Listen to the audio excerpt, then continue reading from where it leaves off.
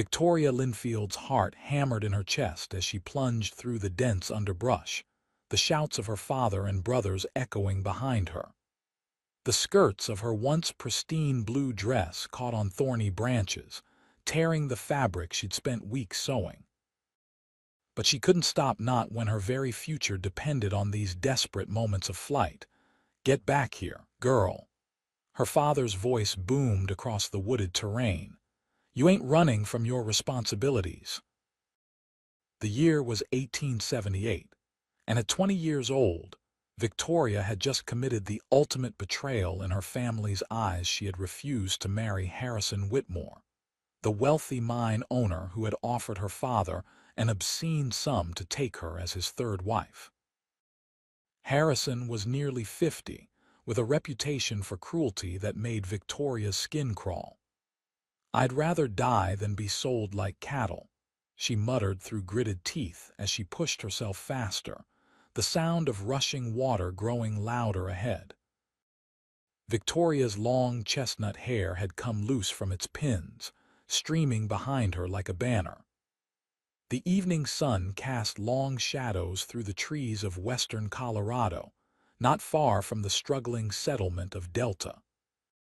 Her family's homestead lay 5 miles outside town, isolated enough that screams wouldn't carry to sympathetic ears. "She's heading for the Gunnison," she heard her eldest brother Jeremiah shout. "Cut her off at the bend." Victoria's lungs burned as she broke through the tree line, the raging Gunnison River before her swollen with spring melt from the mountains. Its churning waters looked treacherous, but less so than the fate that awaited her if she returned home.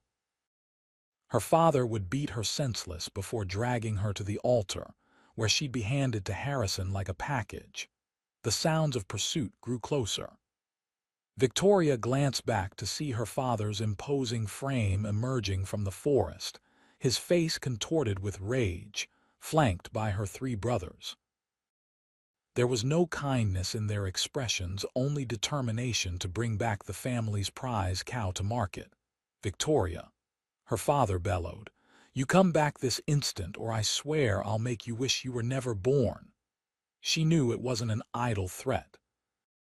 Her mother had died under similar declarations, worked to death to satisfy Gerald Linfield's ambitions.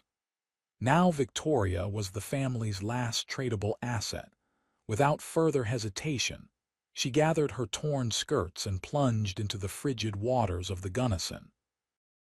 The shock of cold stole her breath as the current immediately caught her, pulling her away from the bank with frightening speed. She heard curses and shouts behind her, but couldn't look back as she fought to keep her head above water. "Let her drown," she heard one of her brothers shout. "Ain't worth getting wet for." Victoria's limbs quickly numbed in the mountain-fed river. She struggled against the pull of the water, but each movement became more laborious as her sodden clothing weighed her down. She managed to grasp a floating branch, clinging to it desperately as the river carried her farther from her pursuers. The rushing water filled her ears, drowning out the voices of her family. The current spun her around, disorienting her completely. One moment she saw the shore, the next only sky, then water as she was pulled under. Each time she surfaced, she gasped desperately for air, swallowing as much water as oxygen. Just as her strength began to fail, when her fingers could barely maintain their grip on the branch, Victoria felt the current shift. The river widened, its force somewhat diminished. But it was too late. Her numb hands slipped from the wood, and she went under again. This time, darkness crept at the edges of her vision. As she fought to the surface one final time, she saw a figure on horseback galloping along the riverbank. The rider dismounted in a fluid motion and dove into the water. Strong arms encircled her waist, pulling her toward the surface, toward air. Victoria coughed and sputtered as her rescuer swam powerfully against the current, guiding them both toward the far shore. "I've got you," a deep voice assured her as they neared the bank. "Just hold on." With the last of her consciousness, Victoria felt herself being lifted from the water and carried up the rocky embankment. Her savior laid her gently on dry ground, where she rolled to her side, expelling river water from her lungs in painful heaves. When she finally looked up, she saw a man kneeling beside her, concern etched across his sun-weathered face. His eyes were a startling blue against his tanned skin, and despite her dire circumstances, Victoria couldn't help but notice how they crinkled at the corners as relief washed over his features.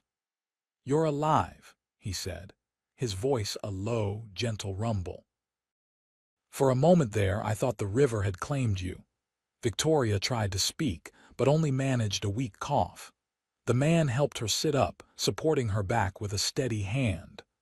"Lucas O'Connor," he introduced himself, removing his soaked hat with his free hand. "Rancher from over the ridge." "And you are, Victoria," she managed, her voice raspy. "Victoria Linfield." Lucas glanced across the river, his expression hardening.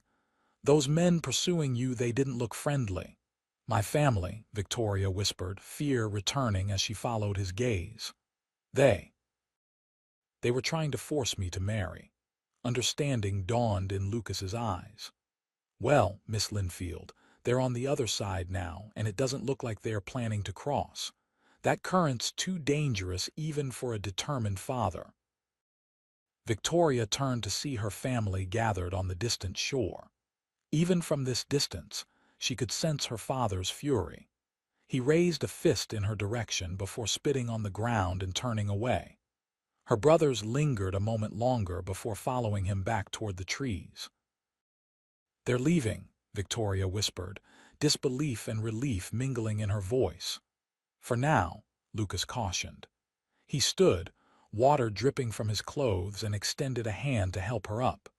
"But we shouldn't linger. Night's coming and you need dry clothes and a warm fire before the chill sets in." Victoria accepted his hand, unsteady on her feet as exhaustion began to claim her. "I have nowhere to go," she admitted. Lucas studied her for a moment, his expression unreadable. Then he whistled sharply, and a beautiful chestnut mare trotted over from where she'd been waiting patiently. "My ranch is about 3 miles from here," he said, guiding Victoria toward the horse. "You can rest there tonight, figure things out in the morning." As Lucas helped her mount the mare before climbing up behind her, Victoria felt the warmth of his chest against her back. His arms encircled her to take the reins, providing both security and strange comfort. "Thank you," she murmured as the horse began to move, carrying them away from the river, away from her past. "You saved my life." "Any decent man would have done the same," Lucas replied. But there was a softness in his voice that suggested perhaps there was more to his actions than mere decency. As they rode together through the gathering dusk, Victoria felt something she hadn't experienced in years' hope. The river had nearly taken her life, but it had also washed away her old existence. What lay ahead remained uncertain, but for this moment, cradled safely in a stranger's arms, she allowed herself to breathe without fear. The rhythm of the horse's gait and the steady beat of Lucas's heart against her back lulled Victoria into a state between wakefulness and sleep.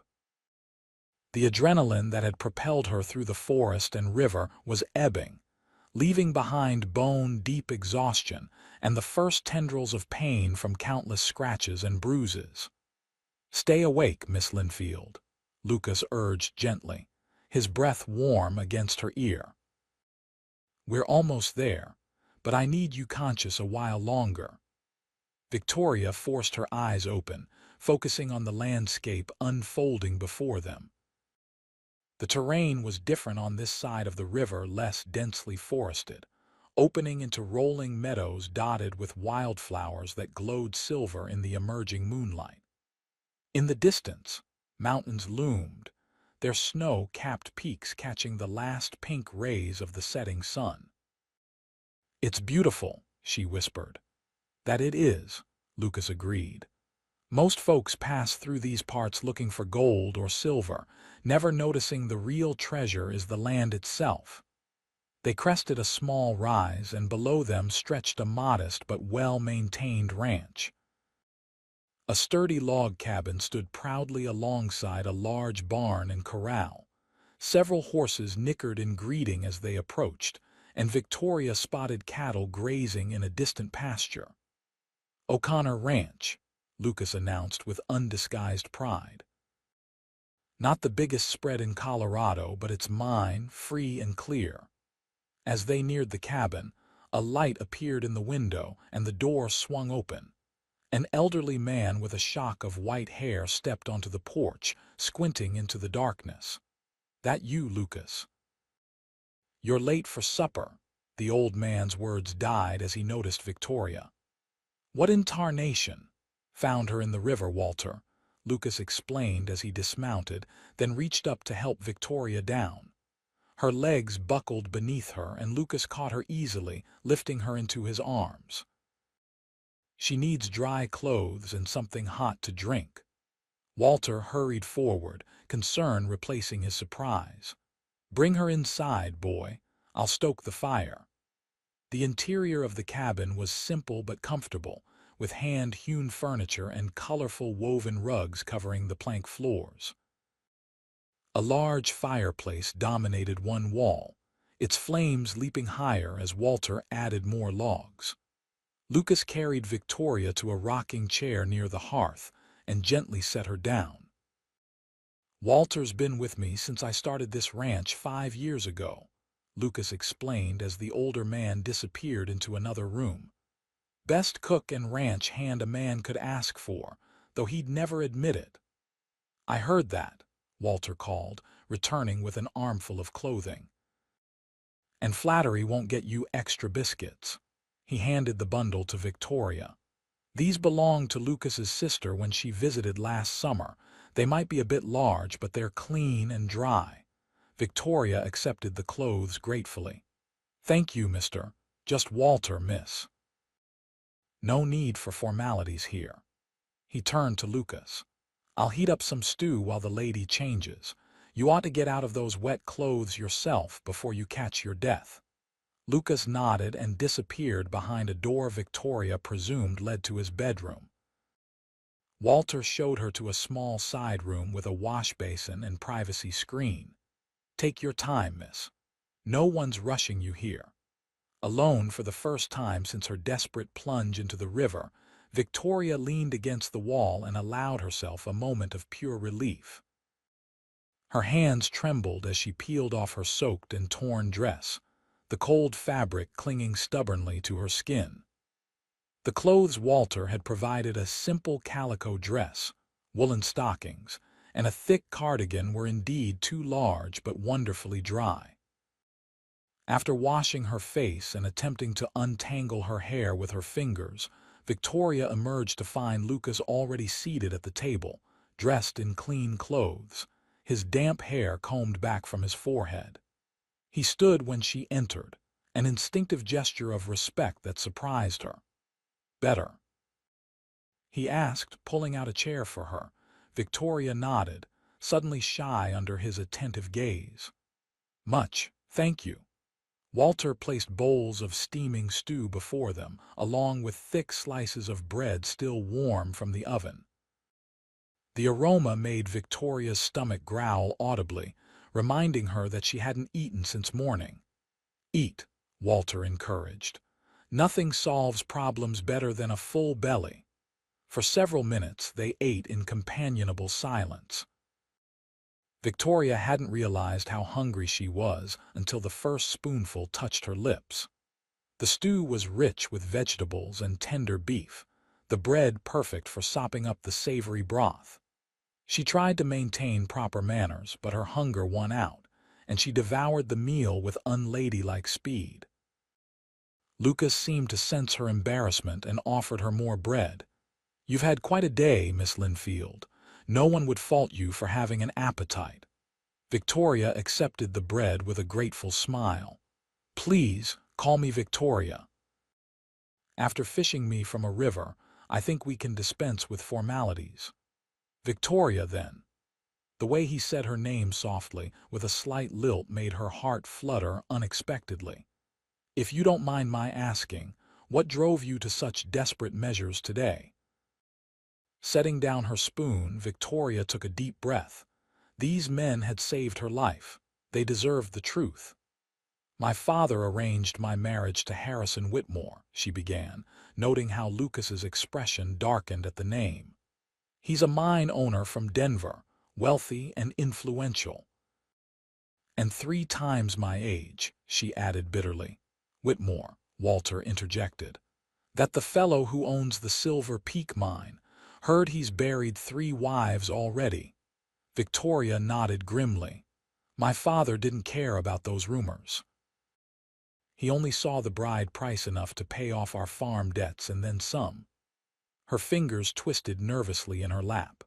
"When I refused, he said I had no choice, that I belonged to him until I belonged to a husband." Lucas's jaw tightened.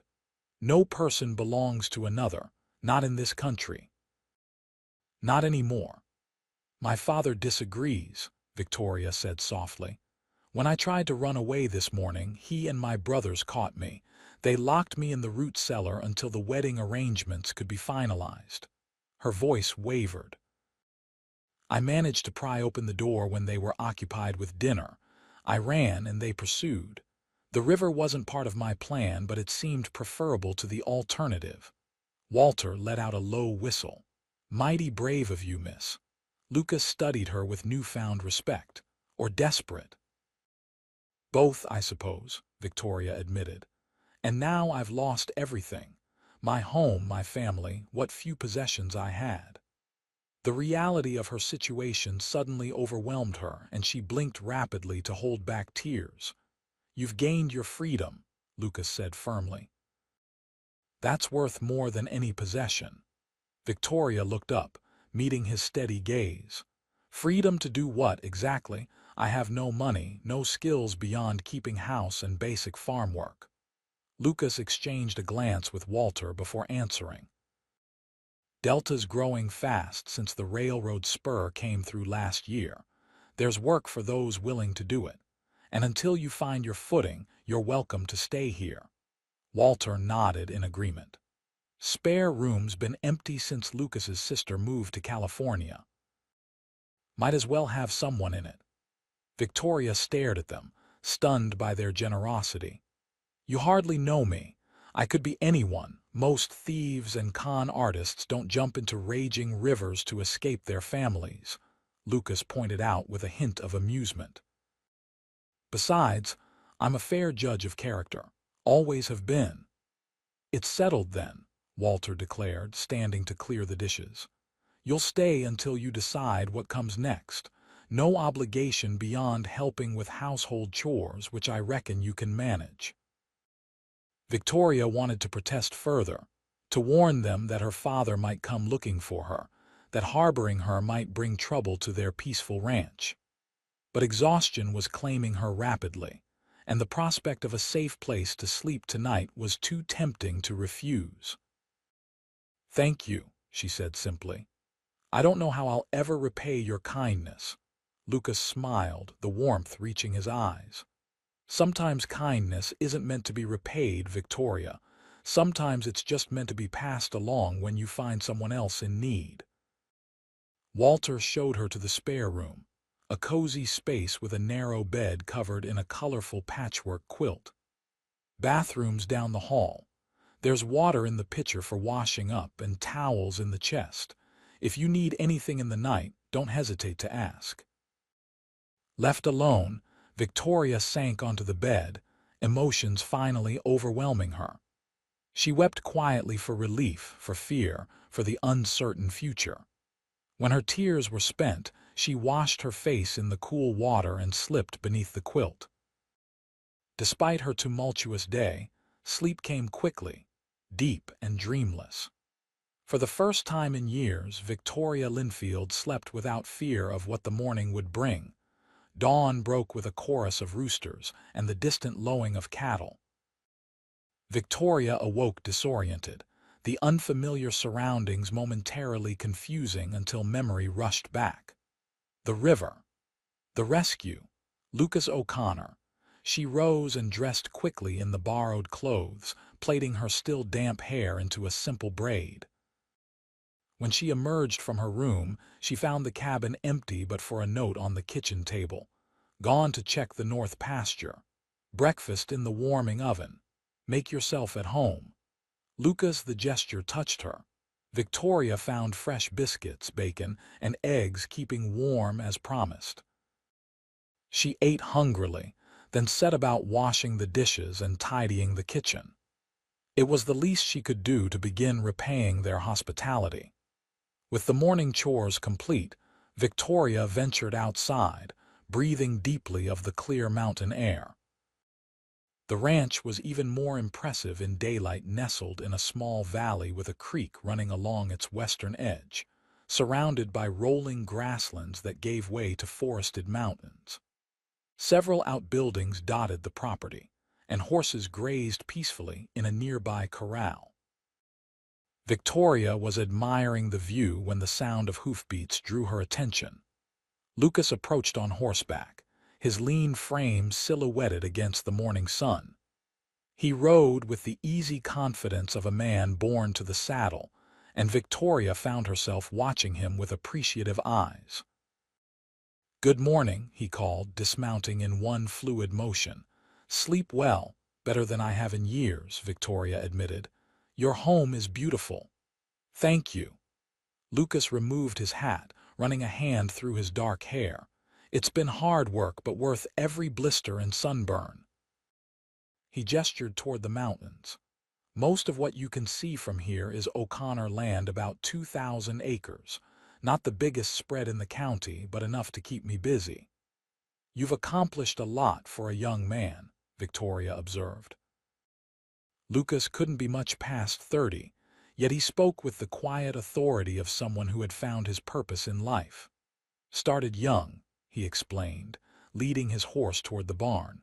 Victoria fell into step beside him. "My pa was a 49er who struck it moderately rich in California. Used the money to buy this land when Colorado was still just a territory. He taught me ranching from the time I could walk." "And your family, are they nearby?" A shadow crossed Lucas's face.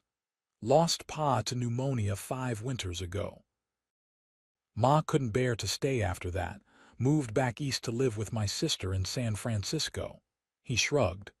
"They visit sometimes, but city life suits them better." "I'm sorry about your father," Victoria said softly. Lucas nodded his acknowledgement as they reached the barn. "Walter's been like family since then. Man could have retired years ago, but he claims he'd just die of boredom." Inside the barn, Lucas removed his horse's saddle and began brushing the animal down. Victoria leaned against a stall door, watching his methodical movements. "Mr. O'Connor, Lucas," he corrected. "If I'm calling you Victoria, it's only fair," she smiled. "Lucas, then. I've been thinking about your offer to stay, and while I'm immensely grateful, I can't impose indefinitely. Perhaps there's work in town I could find, a room I could rent." Lucas continued brushing his horse, seemingly contemplating her words. "There's the Delta Hotel that sometimes needs help. The general store, too. But rooms for single women are scarce and without references." He left the implication hanging. Victoria understood the challenges a woman alone faced in a frontier town. Without family or connections, finding respectable work and lodging would be difficult. "What if you stayed here," Lucas suggested, "and worked for your keep until you've saved enough to establish yourself properly?" "Walter's been after me to hire help for the house since he's getting too old for both ranch and household duties." Victoria hesitated. "I wouldn't want to create gossip." Lucas's laugh was unexpected. "Walter's presence provides all the propriety needed. Besides, Delta folks know me. I've a reputation to maintain as the dullest bachelor in the county." "Dullest? I find that hard to believe for a man who dives into rivers to rescue drowning women. That was an exception to my typically boring existence, he assured her with a grin that suggested he was anything but dull. What do you say, Victoria? Stay as my housekeeper until you find your feet. The offer was generous and practical. Victoria couldn't deny the appeal of remaining in this peaceful place, away from the immediate threat of her family's reach. I accept, she said. But I insist on a fair wage, documented so there's no misunderstanding of our arrangement.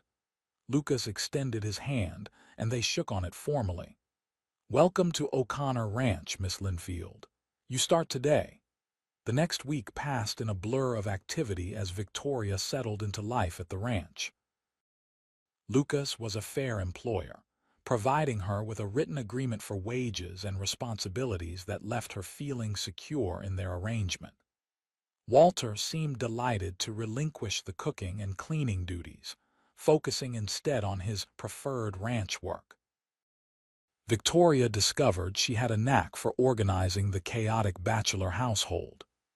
She cleaned thoroughly, arranged the pantry systematically, and prepared meals that had both men praising her culinary skills. In the evenings, they would gather in the main room, Walter telling tall tales of his youth while Lucas mended tack or whittled intricate wooden figures. It was a peaceful existence, but Victoria remained vigilant. Each day, she scanned the horizon, half expecting to see her father and brothers riding toward the ranch. Lucas noticed her anxiety and sought to reassure her. The Gunnison's still high from spring runoff, he told her one evening as they sat on the porch watching the sunset. The nearest crossing is the bridge in town, and that's a good 20 miles from where your family would have to start. Even if they knew where you were, it's not an easy journey. You don't know my father, Victoria replied, her hands fidgeting with her apron. He doesn't give up what he considers his property, and Harrison Whitmore isn't a man accustomed to disappointment. Lucas studied her profile, noting the tension in her jaw. You're safe here, Victoria, I promise you that. She turned to meet his gaze, searching his eyes for any hint of uncertainty. Finding none, she nodded slowly. I believe you. Their conversation was interrupted by Walter's appearance at the door. Rider coming, he announced. Looks like Thomas Jenkins from town. Lucas stood, his expression curious rather than concerned. Wonder what brings him out this way so late. They watched as a man on a dappled gray horse approached the ranch house, waving as he drew near. Thomas Jenkins was the postmaster in Delta, a jovial man in his 50s with a perpetual smile beneath his bushy mustache. Evening, O'Connor, he called, reining in his horse. Sorry to disturb you after supper. No disturbance, Tom, Lucas assured him. Climb down and rest a spell. Jenkins dismounted, tipping his hat to Victoria. Evening, madam. You must be the new housekeeper Walter mentioned when he was in town. Victoria nodded, relieved that her presence had already been explained in a respectable context. What brings you out this way? Lucas asked, offering the postmaster a seat on the porch. Two things, Jenkins replied, accepting a cup of coffee from Walter. First, got a telegram for you about that bull you've been inquiring after. Owner in Denver says he'll hold him until next month's stock auction. Lucas nodded. Appreciate you bringing the news. And the second matter, Jenkins's expression grew more serious. Thought you should know there's been strangers in town asking questions. 3 men and an older fellow rough-looking bunch. Been showing around a daguerreotype of a young woman, offering a reward for information. Victoria felt the blood drain from her face. Lucas's hand found hers, squeezing gently in reassurance. What sort of questions? Lucas asked, his voice carefully neutral. Wanting to know if anyone matching her description had come through town recently. Said she was a runaway daughter, mentally unstable and in need of her family's care. Jenkins glanced at Victoria. "I gather from your reaction, madam, that you might be acquainted with these individuals." Victoria's throat felt dry. "My father and brothers," she whispered. Jenkins nodded sagely. "Thought as much. Sheriff Holloway didn't take kindly to them. Said if the girl was grown, she had every right to go where she pleased. The older man, your father, I reckon got mighty heated about that. Sheriff suggested they move along before he decided to investigate their story more thoroughly." "Did they leave town?" Lucas asked. "Headed out this morning, but I couldn't say in which direction." Jenkins finished his coffee. "Folks in town weren't too forthcoming with them. Delta's a small place, but we mind our own business." "Thank you for the warning, Tom," Lucas said, standing to shake the man's hand. "We appreciate you riding out." Jenkins mounted his horse, settling his hat more firmly on his head. "One more thing, they left that photograph with the barkeep at the Silver Dollar, offering $50 to anyone who brings information. Just so you know." After the postmaster had ridden away, Victoria sat in stunned silence, her earlier fears confirmed. They were looking for her, and they wouldn't stop easily. $50 is a lot of money," she finally said. "Someone will talk eventually." Lucas paced the porch, his expression thoughtful. "We need to establish your presence here openly, make it clear you're working legitimately. If we try to hide you, it only lends credence to their claims." "How do we do that?" Victoria asked. "We go to town," Lucas decided. "Tomorrow, you, me, and Walter. We'll visit the general store, the church, introduce you properly. Once people see you're well and working of your own free will, they'll be less inclined to believe tales of mental instability." Walter, who had been quietly listening, nodded his agreement. "Good folk in Delta. Once they know you, they'll stand by you. And if my father returns while we're there—" Victoria couldn't keep the tremor from her voice. Lucas's expression hardened. "Then he'll learn that in Colorado territory, a woman of age can choose her own path, and that some choices can't be undone with threats or bride prices." The confidence in his voice steadied her. "Very well. We'll go to town tomorrow." That night, Victoria lay awake long after retiring to her room. The knowledge that her family was actively searching for her had shattered her growing sense of security. Would she ever be truly free of them? And what of Harrison Whitmore, a man with wealth and connections far beyond her father's? If he had set his mind on having her, would he simply accept her disappearance? A soft knock interrupted her troubled thoughts. She rose and opened the door to find Lucas standing there, a concerned expression on his face. "I saw your light still burning," he explained. "Thought you might be needing something." Victoria shook her head. "Just my thoughts keeping me awake. I'm sorry if I disturbed you." "No disturbance." Lucas hesitated, then extended his hand. In it was a small pistol, its handle inlaid with mother-of-pearl. "I thought you might sleep better with this nearby." Victoria stared at the weapon, then back at Lucas. "I've never fired a gun." "I'll teach you tomorrow," he promised. "But for tonight, just knowing it's there might help chase away some fears." She accepted the pistol gingerly. "Thank you." Lucas lingered a moment longer, seemingly on the verge of saying something else. Instead, he simply nodded. "Good night, Victoria. Try to rest. Tomorrow's a new day." As he turned to go, Victoria called after him softly. "Lucas," he paused, looking back. "Why are you doing all this for me? You barely know me." In the dim lamplight, his expression was difficult to read. "Let's just say I recognize the look of someone fighting for the right to choose their own path. Sleep well, Victoria." The next morning dawned clear and bright. Victoria dressed in her borrowed clothes, freshly laundered and pressed.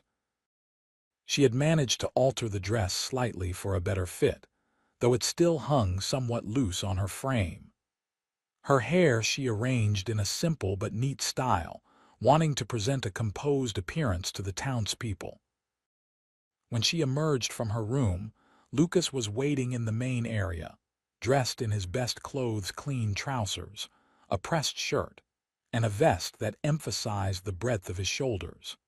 He wore his gun belt low on his hips, a silent statement of capability. "You look nice," he said, the compliment genuine if somewhat awkwardly delivered. "Thank you," Victoria replied, feeling a blush warm her cheeks. "These aren't my clothes, but I've tried to make them presentable." "We'll remedy that today," Lucas assured her. "The general store carries fabric and notions. Consider it an advance on your wages." Walter joined them, also in his Sunday best. "Wagon's ready whenever you are." The journey to Delta took just over an hour, the wagon following a well-worn trail that wound through pastureland and stands of aspen. Victoria sat between the two men, increasingly nervous as they approached civilization. Delta had grown considerably since the railroad spur's completion the previous year. What had once been little more than a trading post now boasted several streets of businesses and homes, with new construction underway on the outskirts. The main street featured a hotel, general store, bank, church, and the inevitable saloons that serviced the miners and cowboys passing through.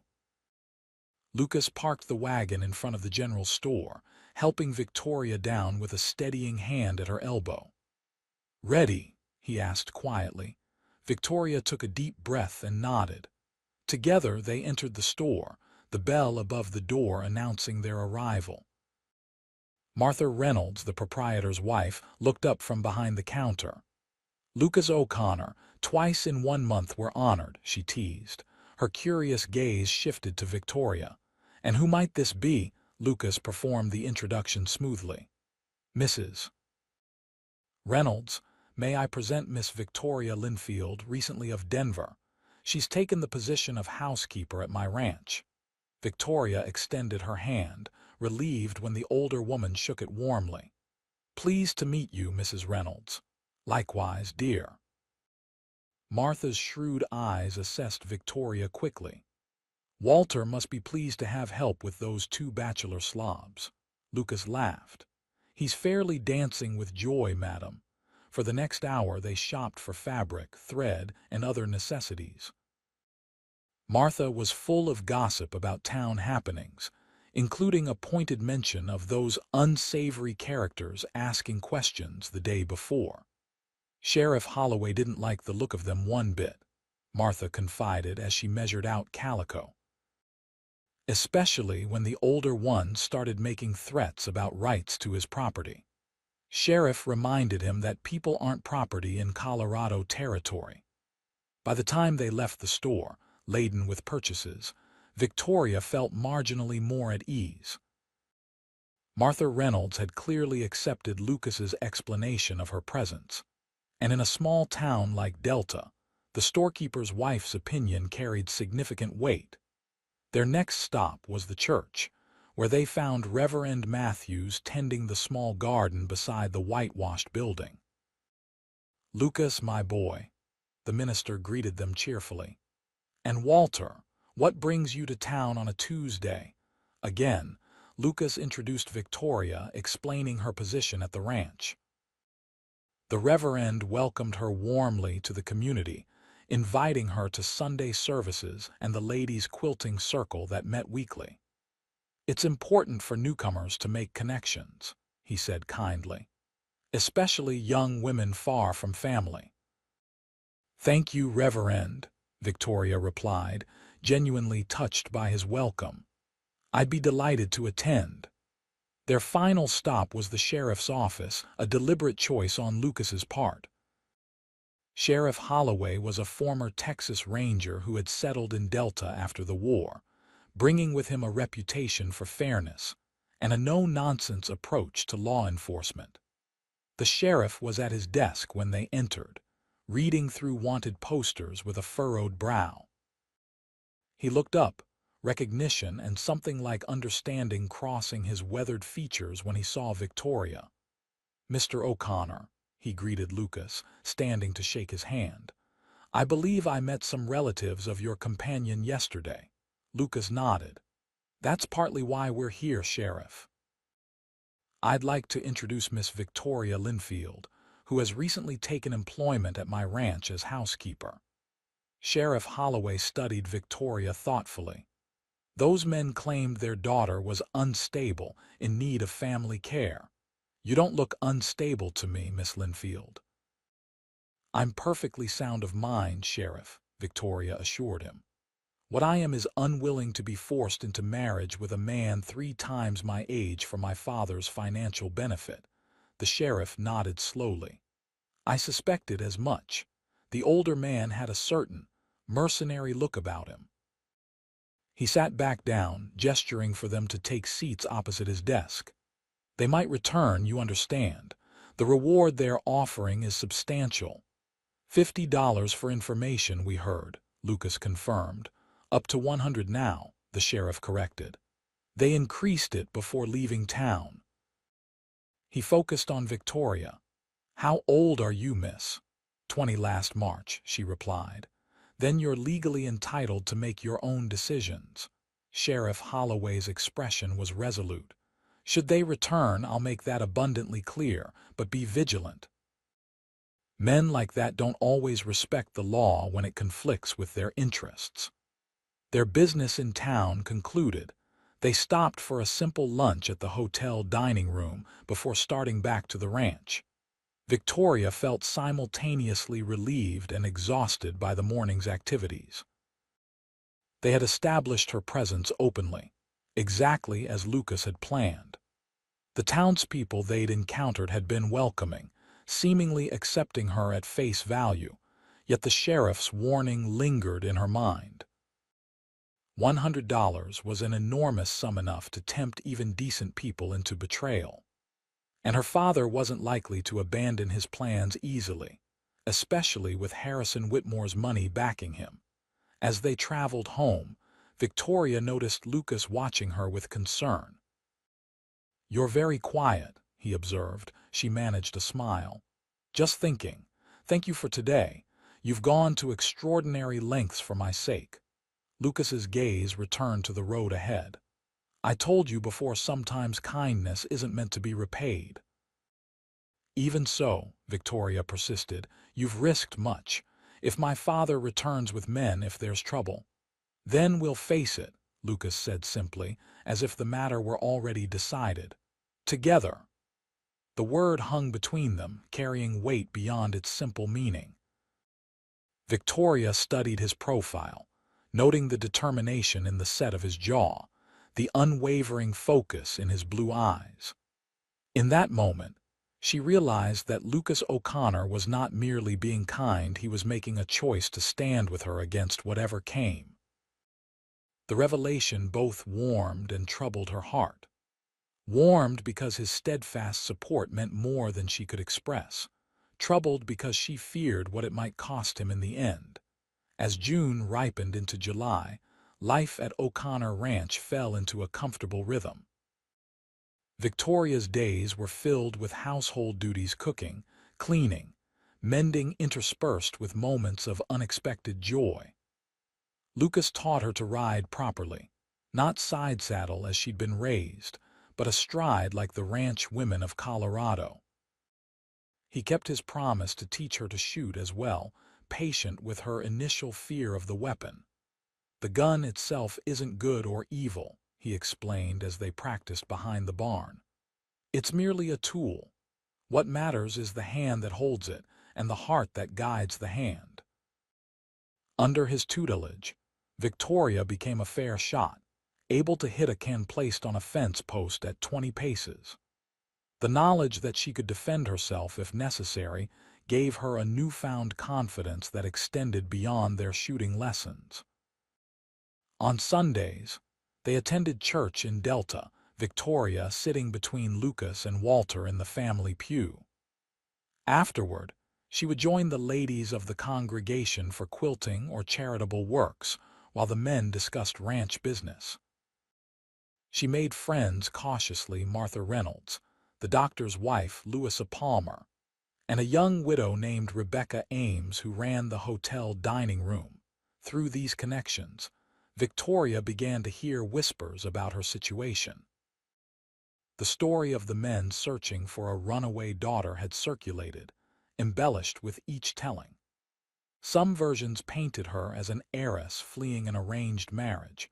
Others suggested she had stolen family valuables before disappearing. Victoria neither confirmed nor denied these rumors, preferring to let her present conduct speak for itself. Lucas accompanied her everywhere in town, a protective shadow that attracted its own speculation. Rebecca Ames teased Victoria gently about her handsome guardian during one quilting session. "He watches you like a hawk," Rebecca observed. "Not that I blame him, you're a pretty young thing, and eligible men outnumber eligible women 10 to 1 in these parts." Victoria felt her cheeks warm. "It's not like that. Lucas is my employer, nothing more."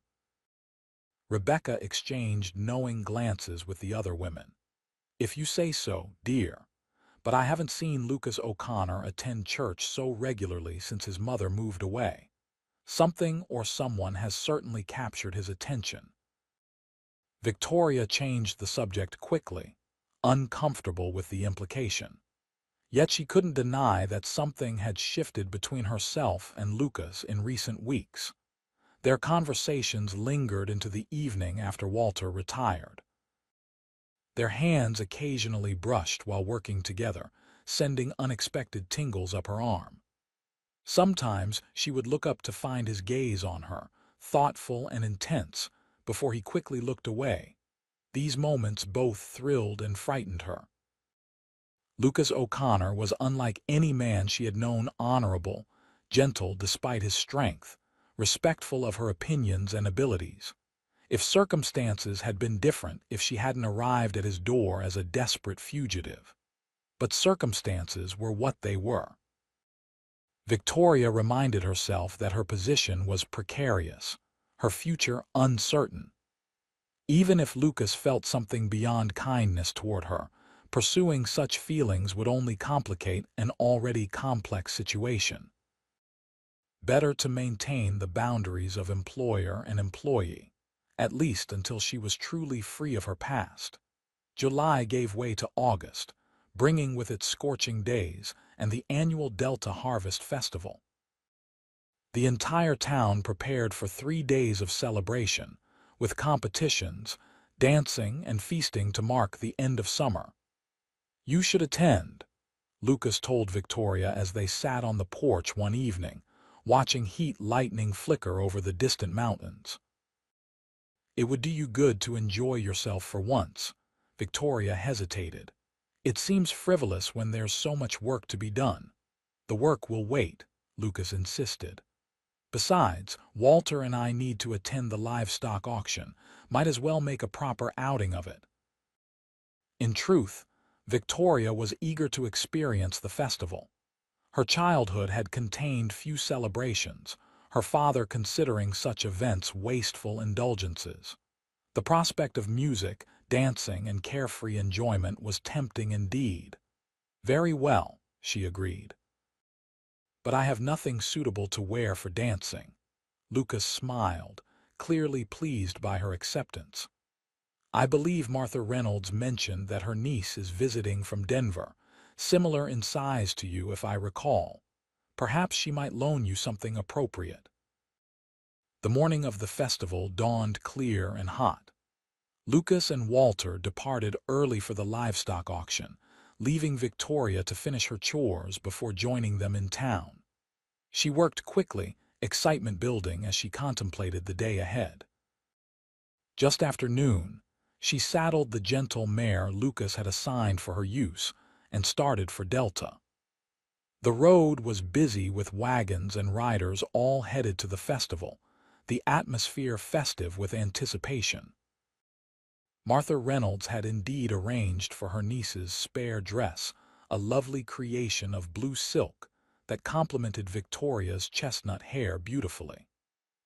After changing in a back room of the general store, Victoria hardly recognized her reflection in Martha's looking glass. "My dear, you look absolutely transformed," Martha declared, adjusting the dress's lace collar. "Lucas O'Connor won't know what hit him." Victoria protested weakly, but Martha merely patted her hand with grandmotherly understanding. "I've seen how that young man looks at you, and how you look at him when you think no one notices. Life's too short to waste time denying what's in your heart." Before Victoria could formulate a response, Martha hurried her out to the town square where the festivities were in full swing. A platform had been erected for musicians. Bunting and flowers decorated every available surface, and tables groaned under the weight of potluck offerings. Victoria searched the crowd for Lucas, eventually spotting him near the livestock pens deep in conversation with several ranchers. He hadn't noticed her yet, giving her a moment to observe him unawares. He stood tall among the other men, his presence commanding without being overbearing. The summer sun had darkened his skin and lightened streaks in his dark hair. When he laughed at something one of the men said, the sound carried across the square, making Victoria smile in response. As if sensing her gaze, Lucas looked up, his eyes scanning the crowd until they found her. For a moment, he simply stared, his conversation forgotten.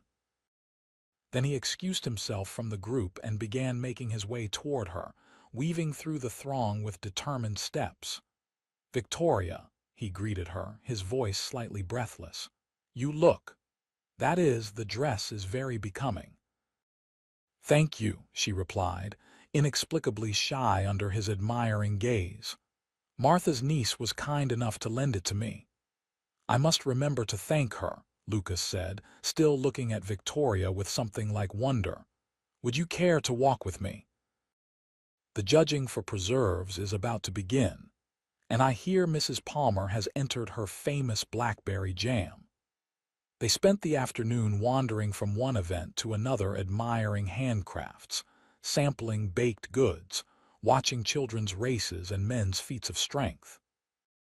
Lucas introduced Victoria to numerous ranchers and their wives, his hand resting lightly at the small of her back in a gesture that felt both protective and possessive. As evening approached, lanterns were lit around the square and the musicians took their places on the platform. The first strains of a waltz filled the air, and couples began to move toward the area designated for dancing. Lucas turned to Victoria, a question in his eyes. "Would you do me the honor?" he asked, extending his hand. Victoria hesitated only briefly before placing her hand in his. "I should warn you I'm not very practiced at dancing." "Neither am I," Lucas admitted as he led her to the floor. "We can learn together." His arm encircled her waist, strong and secure, as his other hand clasped hers. Victoria rested her free hand on his shoulder, acutely aware of the solid muscle beneath her fingers. They moved somewhat awkwardly at first, finding their rhythm as the music swelled around them. "You're doing wonderfully," Lucas murmured, guiding her through a turn. "You're an excellent teacher," Victoria replied, growing more confident with each step. They danced 3 consecutive dances, lost in their own world despite the crowded floor. During a particularly lively reel, Lucas lifted her by the waist in a twirl that left Victoria breathless with exhilaration. When he set her down, their faces were inches apart, his eyes dark with an emotion she dared not name. The moment was broken by Walter's appearance at their side. "Sorry to interrupt, but there's something you should know," he said urgently. "Just overheard at the bar strangers arrived in town an hour ago, 4 men asking about a young woman matching Victoria's description." Lucas's expression hardened instantly. "Where are they now?" "Sheriff's keeping an eye on them at the Silver Dollar. They're offering $200 now for information leading to her." Victoria felt a chill despite the warm evening. "They've doubled the reward again." Lucas took her elbow, guiding her away from the dance floor. "We should leave before someone recognizes you in this crowd." Too late for that, Walter warned. Martha Reynolds's nephew was in the saloon when they were showing your picture around. He might have recognized you from your visits to the store. Victoria glanced around the festival, suddenly seeing potential threats in every curious glance. What do we do? Lucas thought quickly. We can't return to the ranch tonight. That's the first place they'll look if they get word of your whereabouts. Walter, can you create a diversion? Make it known you're heading back to the ranch alone. Draw them in that direction. Walter nodded grimly. I can manage that. Where will you two go? I have a hunting cabin about 15 miles north in the foothills. It's remote, hard to find unless you know where to look. Lucas turned to Victoria. It won't be comfortable like the ranch house, but it will be safe until we figure out our next move. I'll take safety over comfort, Victoria assured him. They formulated their plan quickly. Walter would return to the ranch openly, making sure he was observed leaving town. Meanwhile, Lucas and Victoria would slip away quietly, taking a roundabout route to the cabin to avoid being followed. The change from festive celebration to flight happened so swiftly that Victoria barely had time to process her emotions. One moment she had been dancing in Lucas's arms, her heart light with possibility. The next, she was back to being hunted, her presence endangering the very people who had shown her kindness. They left the festival grounds separately, Victoria first, changing quickly back into her everyday clothes in Martha's storeroom before slipping out the back door. Lucas met her at the livery stable where they saddled fresh horses, leaving Victoria's mare behind to avoid recognition. Night had fallen completely by the time they rode out of Delta, taking a little-used trail that led north into increasingly rugged terrain. They traveled in silence, alert for any sound that might indicate pursuit. The moon provided enough light to navigate, but Lucas still led them carefully, mindful of the treacherous footing. After nearly 3 hours of hard riding, they reached a densely wooded area where the trail all but disappeared. Lucas dismounted, helping Victoria down from her horse. "We'll walk from here," he whispered. "The cabin's about half a mile further, but there's no proper trail." They led the horses through the trees, the ground rising steadily beneath their feet. Eventually, they emerged in a small clearing where a rustic log cabin stood, barely visible in the moonlight. Lucas secured the horses while Victoria waited, her nerves stretched taut with exhaustion and fear. When he returned, he produced a key from his pocket and unlocked the cabin door. "It's not much," he warned as they stepped inside, "but it's solid and hidden." He struck a match, lighting a lantern that revealed a single room with a stone fireplace, a narrow cot, a rough table with 2 chairs, and basic cooking implements hanging from hooks on the wall. A bearskin rug covered part of the plank floor, and firewood was stacked neatly beside the hearth. "It's perfect," Victoria said, meaning it despite the cabin's simplicity. In that moment, any shelter from pursuit seemed luxurious. Lucas built a small fire to take the chill from the night air. Victoria removed her shawl and sat on one of the chairs, suddenly overwhelmed by the day's dramatic shift. "I'm so sorry," she said, her voice catching. "You've been nothing but kind, and I've brought this danger to your doorstep." Lucas knelt before her, taking her hands in his. "Victoria, look at me." She raised her eyes to meet his, finding no reproach there, only steadfast determination. "You have nothing to apologize for," he said firmly. "The men pursuing you, your father, this Whitmore, they are the ones who should be ashamed. Not you. Never you." A tear slipped down Victoria's cheek. "But Walter, your ranch, Walter is a crafty old fox who survived Apache raids and Confederate patrols. He can handle a few bullies." Lucas squeezed her hands gently. "As for the ranch, it's just land and buildings. Important, yes, but not worth sacrificing a person's freedom and happiness. Victoria studied his face in the flickering firelight, wondering at the man before her. Why, Lucas? Why risk so much for someone you barely knew?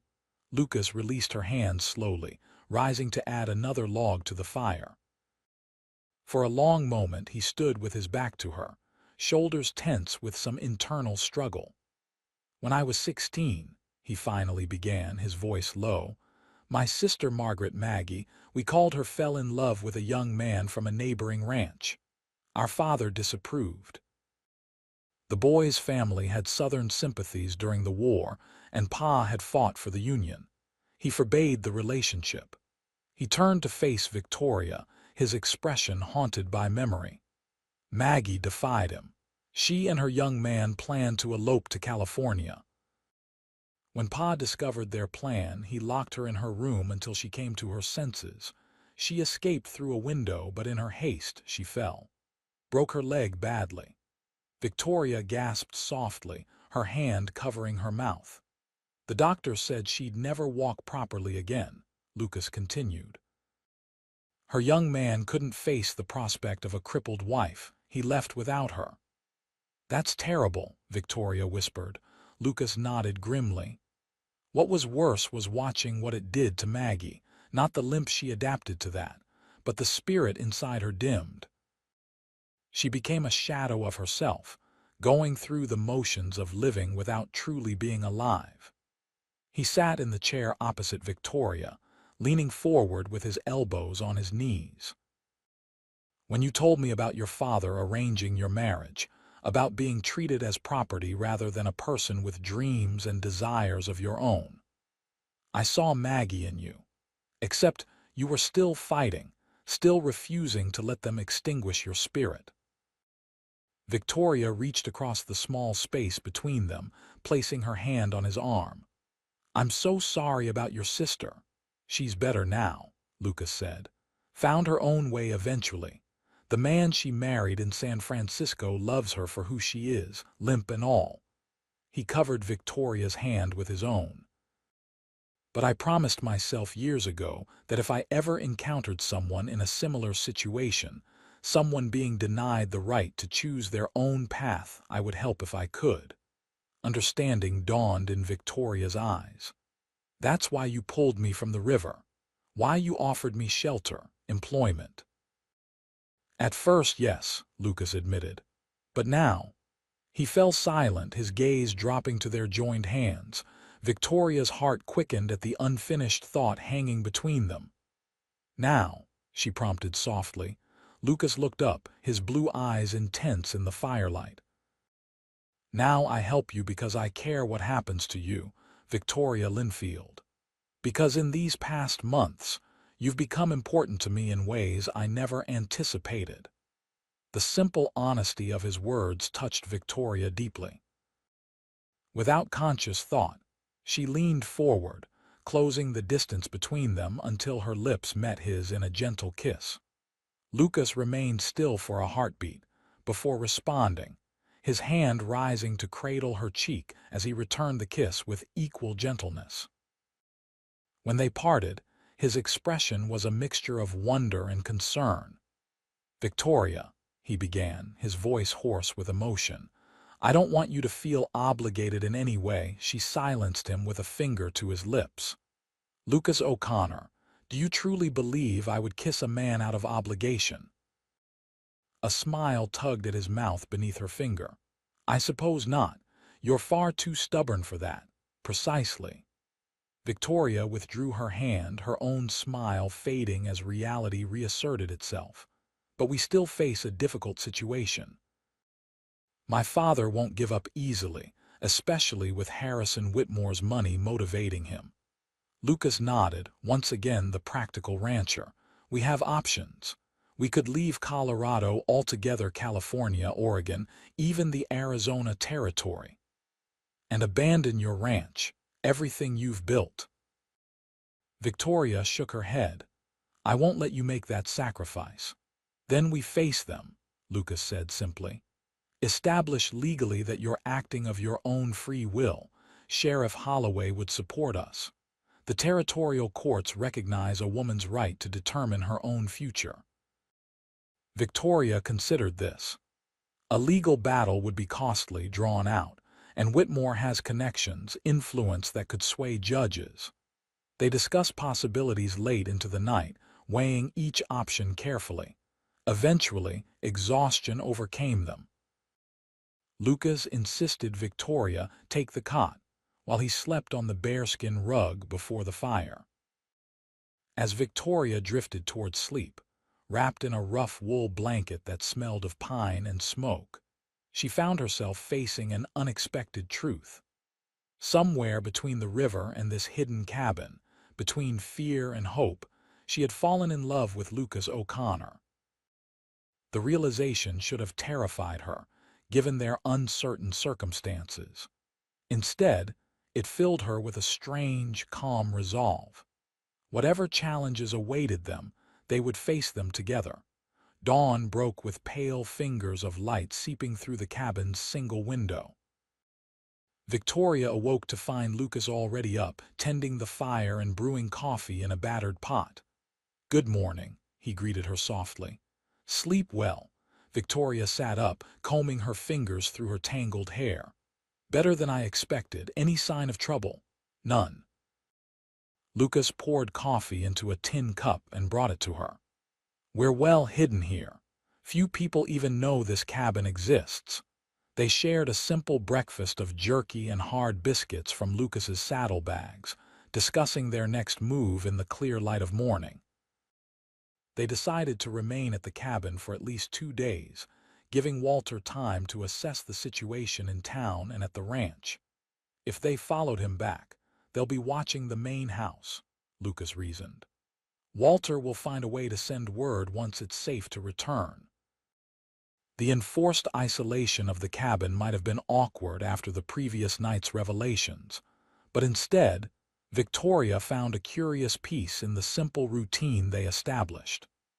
They took turns tending the horses, gathering firewood, and preparing their meager meals. In between these tasks, they really talked about their lives, hopes and fears in a way they never had before. Lucas told her about his childhood on the ranch, about his father's dreams for the land and his own vision for its future. Victoria shared stories of her mother, who had taught her to read and sew before succumbing to pneumonia when Victoria was 12. After her death, Victoria's father had grown increasingly bitter and mercenary, viewing his children as assets rather than family. "My brothers learned from his example," she explained as they sat outside the cabin on the second afternoon, enjoying the mountain sunshine. "They became hard men, interested only in what could be gained, never what could be given." "And yet you remained different," Lucas observed. "How?" Victoria considered the question. "My mother's books, perhaps. She left me her small collection poetry, novels, even some philosophical works. Father thought reading a waste of time for women, but I read in secret. Those books showed me worlds beyond our homestead, ways of thinking beyond my father's narrow views." "You're remarkable," Lucas said simply. Victoria blushed under his admiring gaze. "Hardly.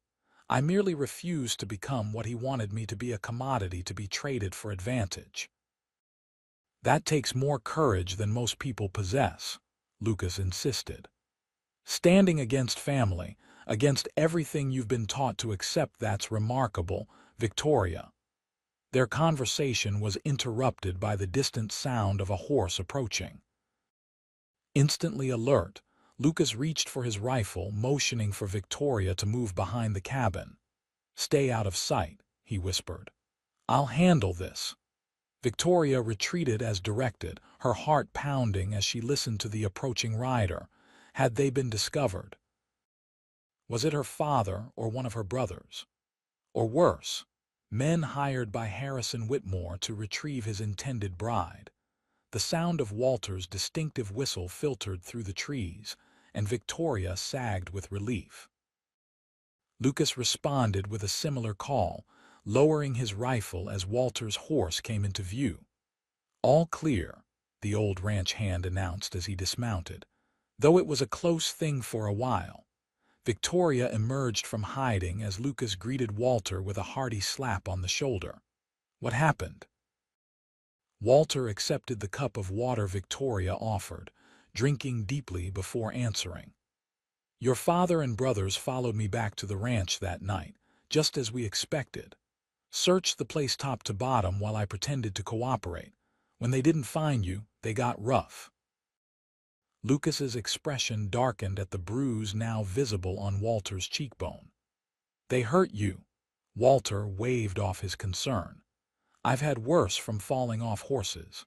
Besides, Sheriff Holloway arrived before they could get too enthusiastic with their questioning. Seems someone in town tipped him off that strangers were heading to your ranch with ill intent. Thank goodness, Victoria breathed. But how did you get away to come here? They've been watching the ranch, Walter explained. But their city men at heart don't know how to track worth a damn. I slipped out before dawn, took the long way around to throw off any followers. And now, Lucas asked, are they still at the ranch? Walter shook his head. Left yesterday. Word in town is they're heading back to Denver, at least temporarily. That Whitmore fellow apparently has business that can't wait, Victoria frowned. They wouldn't give up so easily. Oh, they haven't given up, Walter confirmed. Before they left, your father filed a formal complaint with the territorial court, claiming you're mentally unstable and that Lucas kidnapped you from their care. They're returning with legal papers and probably more men. Lucas cursed under his breath. How much time do we have? A week, maybe 2, Walter estimated. Depends on how quickly they can navigate the territorial bureaucracy. They returned to the ranch that afternoon, riding cautiously and taking a circuitous route to avoid any potential watchers. The main house appeared undisturbed from the outside, but inside bore evidence of the thorough search Walter had described: drawers left open, furniture moved, Victoria's few possessions scattered. They were looking for anything that might indicate where you'd gone, Walter explained as Victoria gathered her belongings. Or perhaps proof that you weren't here willingly. Lucas paced the main room, deep in thought. We need a plan before they return, legal representation at minimum.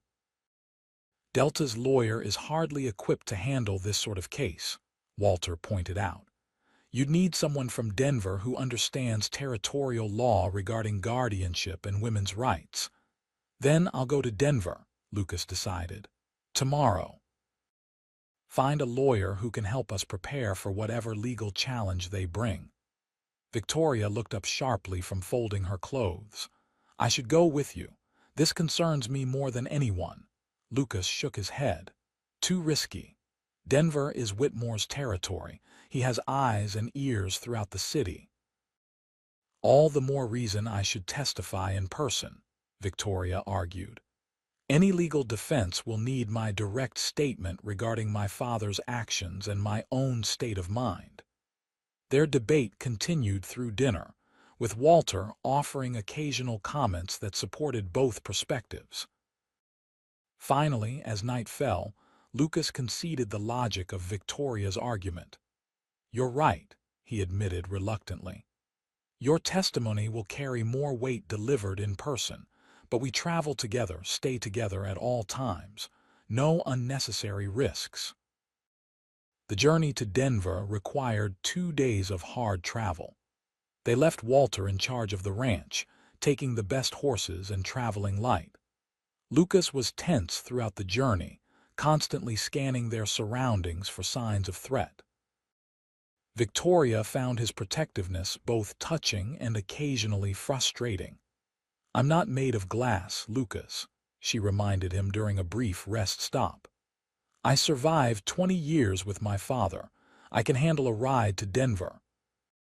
It's not your strength I doubt, he replied, softening his concern with a smile. It's the lengths to which Whitmore might go to claim what he believes is his.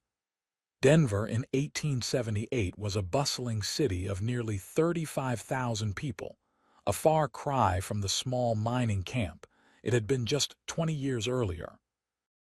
Victoria had visited only once before, on a rare excursion with her mother before her death. The city had grown exponentially since then, with grand buildings of brick and stone replacing the wooden structures of its early days. They secured rooms at a modest hotel on the outskirts of town, far from the opulent Brown Palace where Whitmore and his associates would likely be found. Lucas registered them as brother and sister to avoid scandal, though the clerk's knowing look suggested he wasn't entirely convinced by the ruse. Their first task was to locate a reputable attorney. The hotel proprietor recommended William Blackwell, a former judge who had established a legal practice specializing in territorial disputes and family law.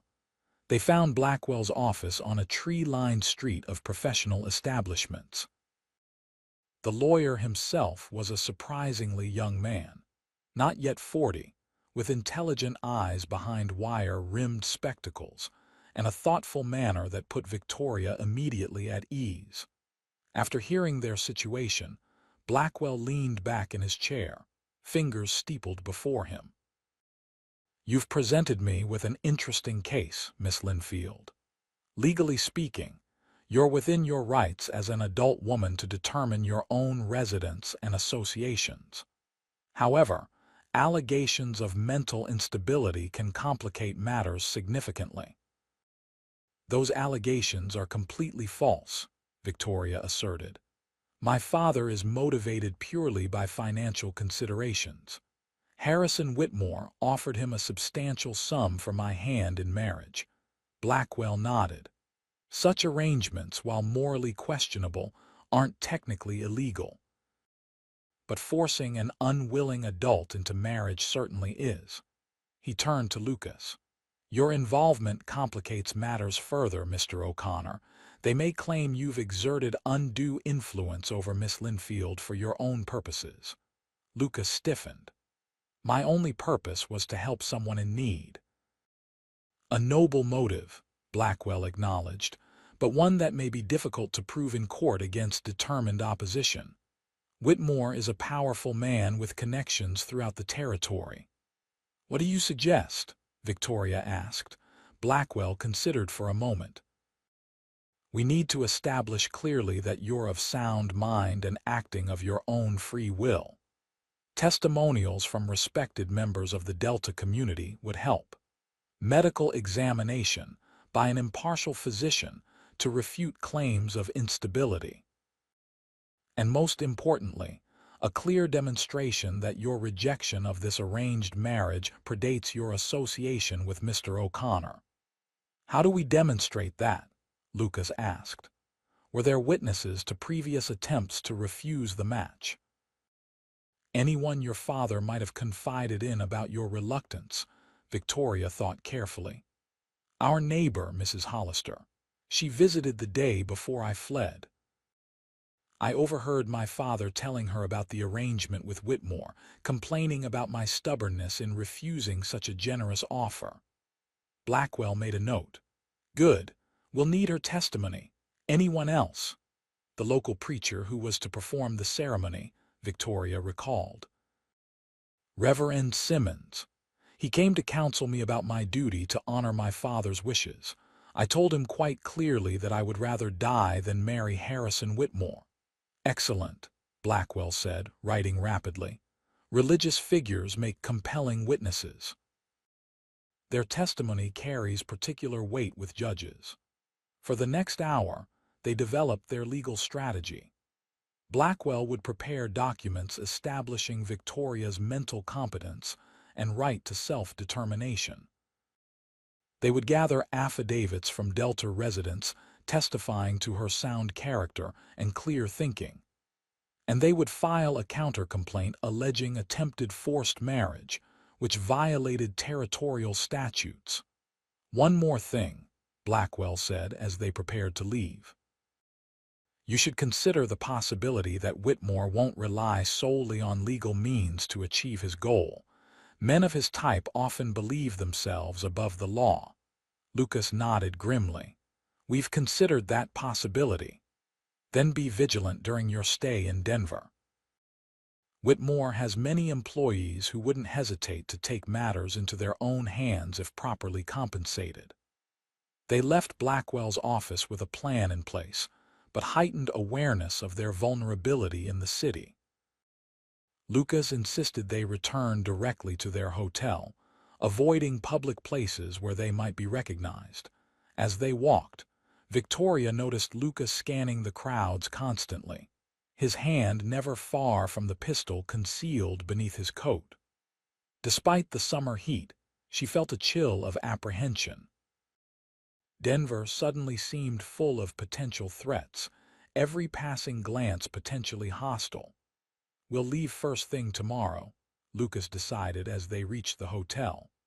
Blackwell has what he needs from us for now. The sooner we return to Delta, the safer we'll be. Victoria agreed, though part of her hated retreating so quickly. It felt like running away, like allowing fear to dictate their actions. Yet she understood the pragmatic wisdom in Lucas's caution. They dined privately in Victoria's room, discussing Blackwell's strategy and their own next steps. As evening deepened into night, Lucas rose reluctantly to retire to his own room across the hall. "Lock your door," he instructed. "Don't open it for anyone but me, and only if I give our signal." They had established a distinctive knock, 2 quick taps, followed by 3 slower ones to identify themselves. Victoria promised to follow his instructions. After securing her door, she prepared for bed, her mind churning with the day's developments. Sleep proved elusive as she imagined the legal battle ahead, the public scrutiny, the potential for violence if Whitmore decided to circumvent the law. A noise in the hallway startled her fully awake. Footsteps, multiple sets, moving stealthily past her door. Then Lucas's distinctive knock at her door, 2 quick, 3 slow. Victoria rose quickly, pulling on her robe before unlocking the door.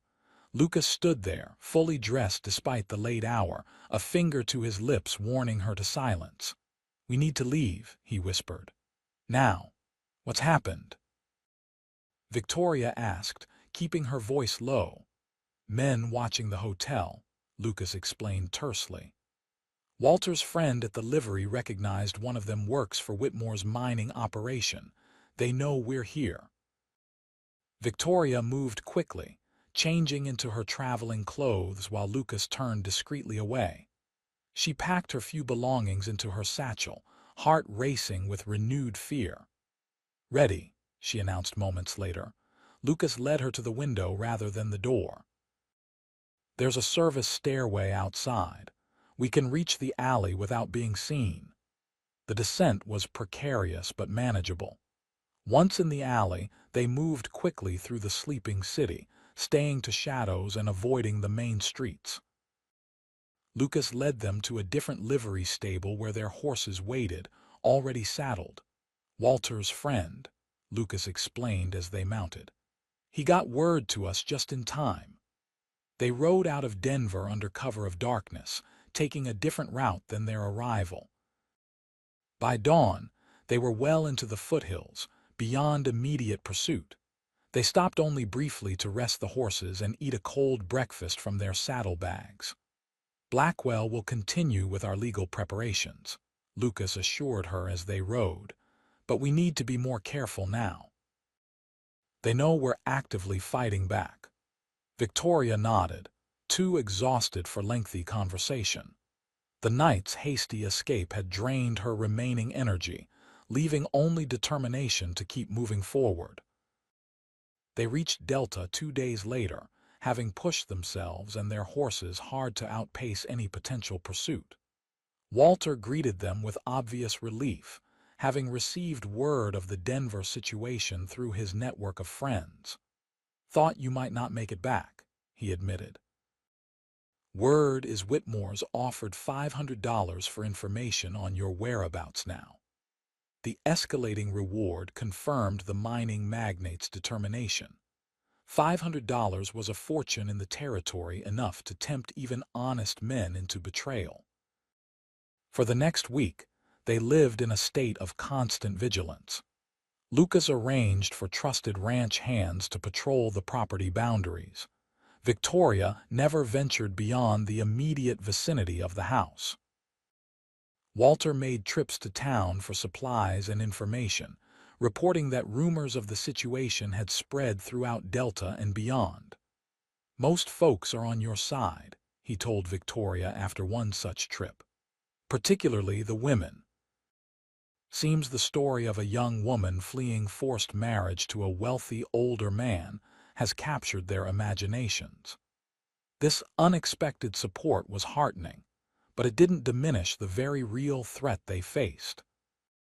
Blackwell sent regular updates via telegraph, legal preparations proceeding well, affidavits gathered from several Delta residents, a court date set for the following month. "A month," Victoria said when Lucas shared this news. "Can we maintain this state of siege for that long?" Lucas took her hand, his thumb tracing gentle circles on her palm. "We can do whatever we must. The important thing is that we have a fighting chance now. The law may yet provide the protection you need." Victoria wanted to believe him, but doubt lingered. Harrison Whitmore had not accumulated his fortune by accepting defeat gracefully. Her father's stubborn pride wouldn't allow him to simply walk away from his planned arrangement. The longer they waited for legal resolution, the more opportunity their opponents had to find alternative methods to achieve their goals. Her fears proved prophetic 3 days later, when Walter returned from town with alarming news.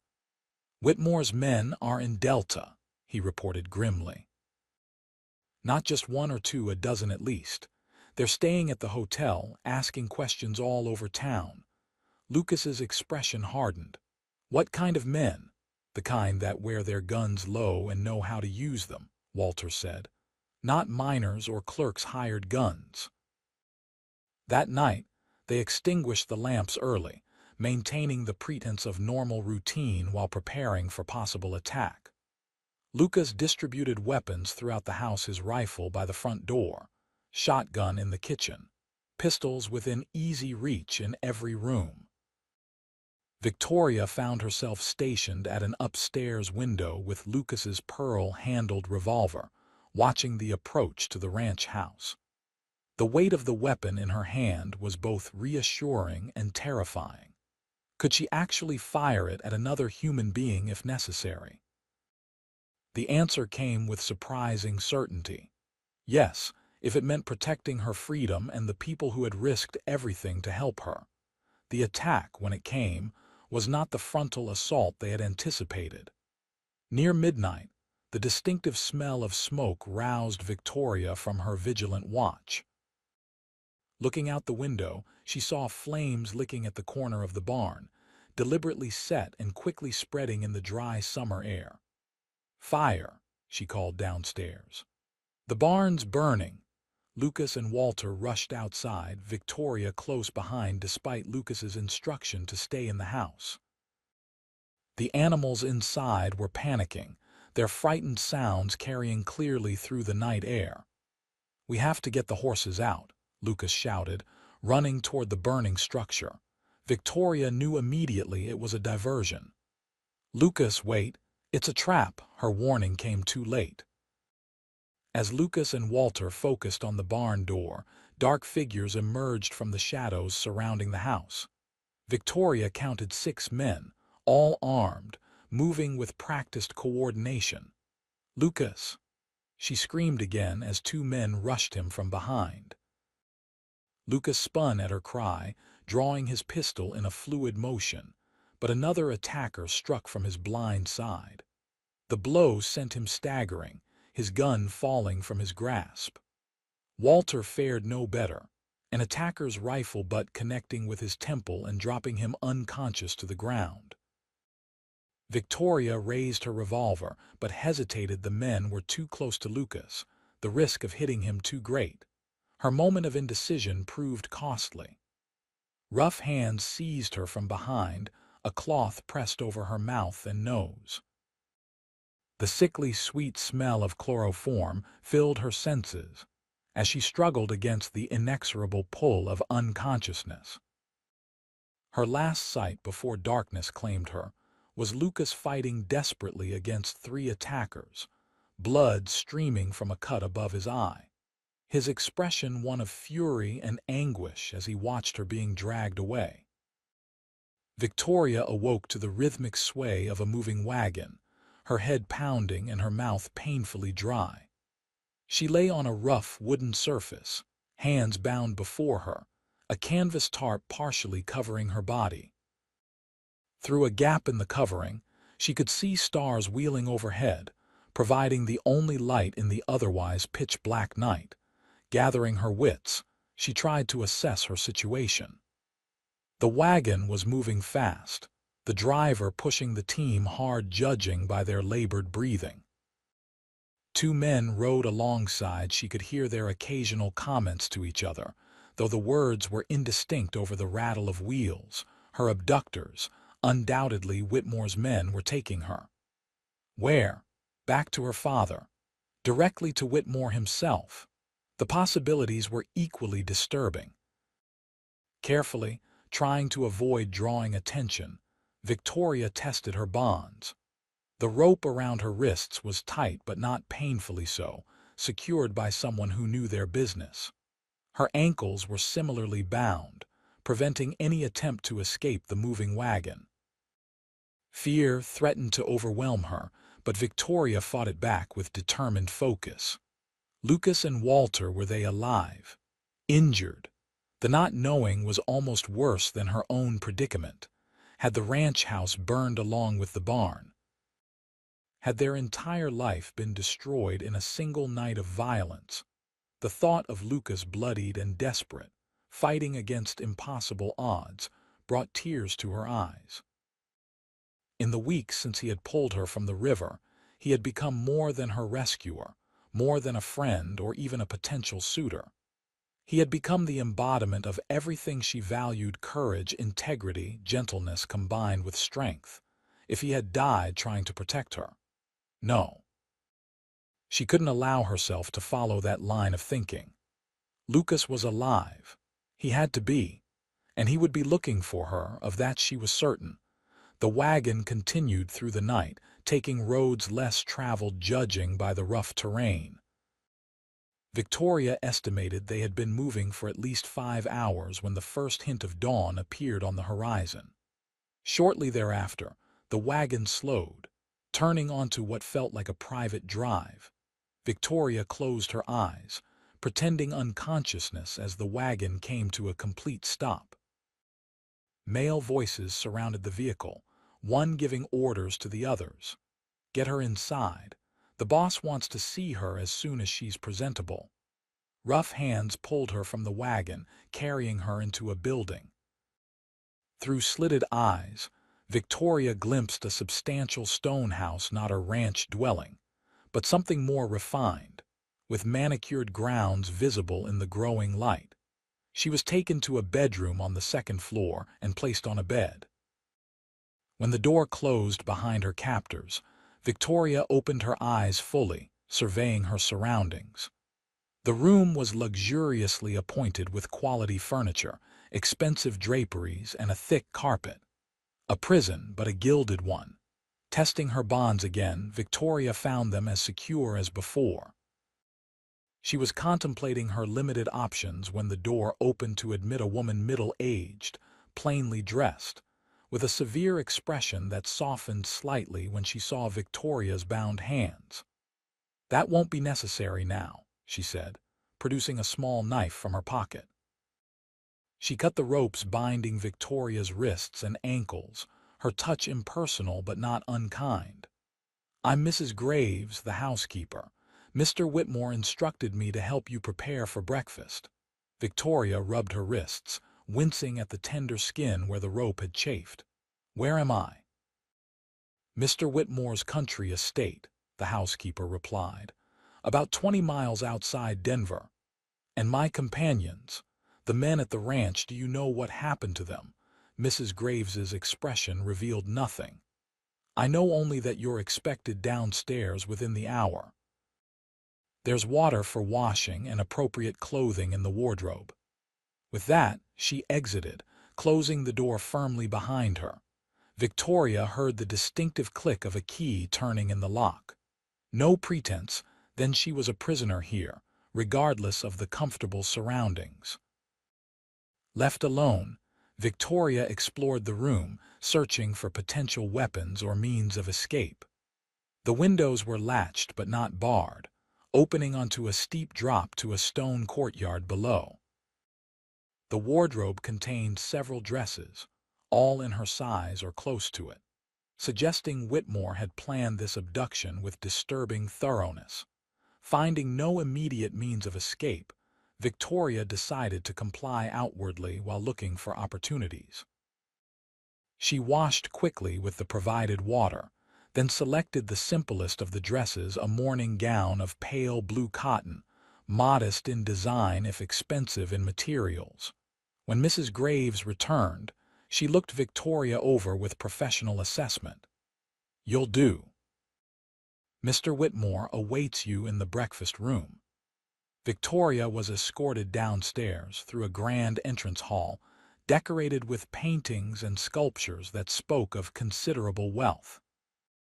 The breakfast room proved to be a sunny chamber overlooking formal gardens, set with fine china and crystal that gleamed in the morning light. Harrison Whitmore rose as she entered, a tall, imposing figure with silver-streaked dark hair and cold gray eyes. At 53, he maintained the physique of a younger man, his tailored clothing emphasizing broad shoulders and a trim waist. He might have been considered handsome but for the calculating assessment in his gaze as it traveled over Victoria. "Miss Linfield," he greeted her with a slight bow. "At last we meet properly. Please be seated." Victoria remained standing, her chin lifted in defiance. "I prefer to stand, Mr. Whitmore. I don't break bread with men who abduct women from their homes." Whitmore's smile never reached his eyes.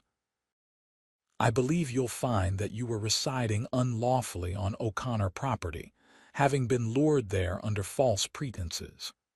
My men merely returned you to the protection of your lawful guardian, myself, as your betrothed." "You are not my betrothed," Victoria stated flatly. "I never consented to any arrangement between you and my father." "Your consent is immaterial," Whitmore replied, his tone still pleasant though his expression hardened. "Your father accepted my suit on your behalf, as is his right. The contract is binding." "Not in territorial law," Victoria countered. "Adult women cannot be contracted into marriage without their consent." Whitmore's eyebrow rose slightly. "I see O'Connor's lawyer has been filling your head with legal theories." How unfortunate that the courts rarely uphold such progressive interpretations when faced with the reality of family authority. He gestured again to the chair opposite his own. "Now, please sit. There's no need for this discussion to be uncomfortable." Recognizing that continued defiance would gain her nothing at this point, Victoria sat stiffly, accepting a cup of tea from Mrs. Graves but refusing the offered plate of food. "Where is my father?" she asked. "I'm surprised he isn't here to deliver me personally into your custody." "Gerald is attending to business matters in Denver," Whitmore explained smoothly. "He'll join us this evening for dinner, at which time we'll discuss the wedding arrangements." Victoria set down her cup with deliberate care. "There will be no wedding, Mr. Whitmore." "I won't consent, and without my consent, any ceremony would be invalid." Whitmore studied her with something like admiration. "You have spirit, Victoria. I appreciate that quality in a woman in moderation, but you should understand your situation clearly. Your father's debts are considerable. Without my intervention, he would lose everything. Your brothers would be reduced to common laborers. The Linfield name would be disgraced throughout the territory. My father's financial mismanagement is not my responsibility, Victoria replied, nor are my brothers' futures. Family obligations extend beyond personal preference, Whitmore countered, but perhaps you need time to consider matters more carefully. He rose from the table. You'll remain here as my guest until the wedding. I suggest you use this time to reconcile yourself to your future. Fighting against inevitability only leads to unnecessary suffering. With that, he left the room, leaving Victoria alone with Mrs. Graves, who began clearing the barely touched breakfast dishes. He's had 3 wives before me, Victoria said quietly. What happened to them? The housekeeper paused, her expression unreadable. That's not for me to discuss, miss. Please, Victoria pressed. I have a right to know what awaits me if I can't escape this marriage. Mrs. Graves glanced toward the door before answering in a near whisper. The first died in childbirth. The second fell from a horse, broke her neck. The third, she hesitated. The third took ill suddenly. Doctors couldn't explain it. She just wasted away over a matter of months. A chill ran down Victoria's spine at the housekeeper's words. He murdered them, she whispered. I didn't say that, Mrs. Graves replied sharply, though her eyes held a warning. Accidents happen. Illness strikes the young as well as the old. Mr. Whitmore mourned each loss deeply. But her tone conveyed doubt, suggesting she had witnessed things that contradicted the official narratives of the previous Mrs. Whitmore's deaths. Help me, Victoria implored. Please, I don't want to die here, Mrs. Graves's expression softened momentarily before hardening again into professional detachment. I can't help you, miss. I have my own family to consider, children who depend on my wages. With that, she gathered the remaining dishes and left, the door locking behind her. Victoria spent the day confined to her room, permitted only brief excursions to a small sitting room under guard. She used the time to examine every aspect of her prison, searching for weaknesses in security, potential allies among the household staff, anything that might aid her escape. The windows, she confirmed, were too high for safe descent without equipment. The locks on the doors were substantial. The few servants she encountered seemed wary of engaging with her beyond the most basic interactions. As evening approached, Mrs. Graves returned with a formal dinner dress, deep burgundy silk with black lace trim, far more revealing than Victoria would have chosen for herself. The housekeeper helped her dress, arranging her hair in an elaborate style that emphasized her youth and delicate features. You look lovely, miss, Mrs. Graves commented as Victoria studied her reflection. The color suits you. Victoria met the older woman's eyes in the mirror, dressed like a lamb for slaughter, Mrs. Graves's hands stilled in their adjustments of the dress. Mr. Whitmore appreciates beauty. It would be wise to please him in small matters, even if you resist in larger ones. The advice, though pragmatic, filled Victoria with dread. Mrs. Graves was suggesting a strategy of survival rather than escape, as if Victoria's fate were already sealed. Dinner proved to be the ordeal Victoria had anticipated. Her father was indeed present, seated at Whitmore's right hand, looking uncomfortable in formal attire but clearly pleased with the arrangements. Victoria, he greeted her with a nod that contained no warmth. I trust you've recovered from your episode of confusion.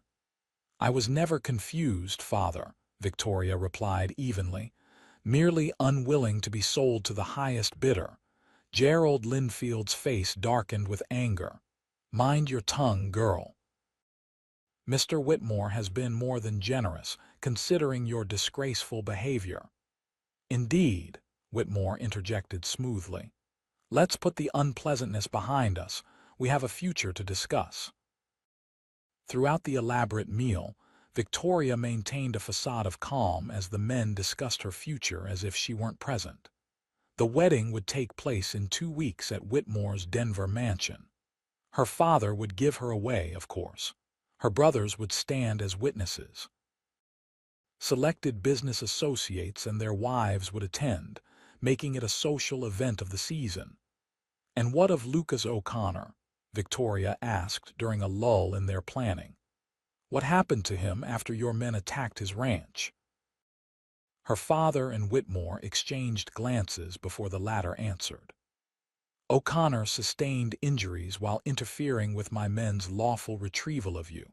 Nothing fatal, I'm told, though his ranch suffered considerable damage in the unfortunate fire." Relief flooded Victoria at the confirmation that Lucas lived, tempered by concern for his injuries and the damage to his property. "He'll come for me," she said with quiet certainty. "He won't abandon me to this fate." Whitmore's laugh held genuine amusement. "My dear, O'Connor is a minor rancher with limited resources and no significant connections. Even if he were foolish enough to attempt some romantic rescue, my men would ensure he never reached the front gate." The rest of the dinner passed in a blur of tension and veiled threats. When finally excused, Victoria returned to her room feeling both exhausted and oddly energized. Lucas was alive. Whatever his injuries, whatever damage his ranch had sustained, he lived. And if he lived, he would indeed come for her, of that she had absolute faith. For the next 3 days, Victoria played a careful game of apparent compliance, while seeking every opportunity to gather information or potential means of escape. She accepted the fine clothing provided, ate the elaborate meals served, and endured Whitmore's increasingly possessive attention during carefully supervised encounters. All the while, she observed the household routines, noted which servants might be sympathetic to her plight, and mentally mapped the estate's layout during her limited movements within it. On the 4th day, her vigilance was rewarded with an unexpected opportunity.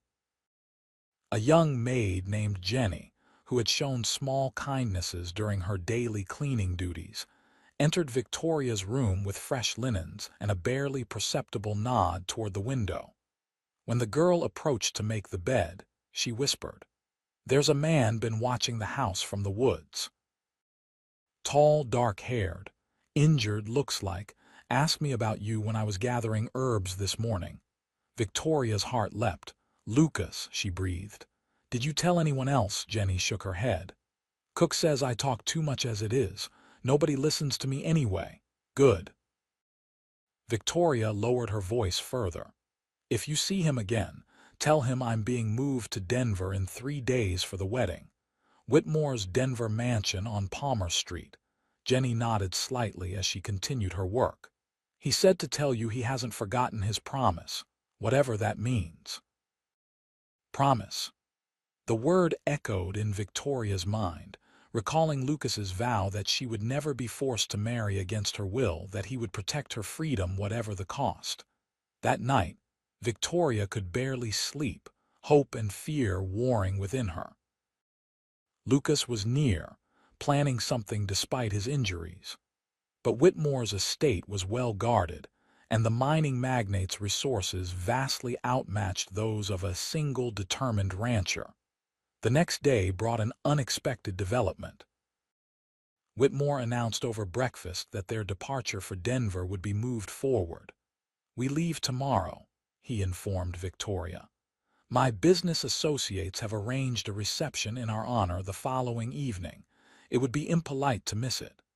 Victoria maintained her composure with effort. "So soon? I thought we weren't departing until the day after next." "Plans change," Whitmore replied, studying her reaction with shrewd eyes.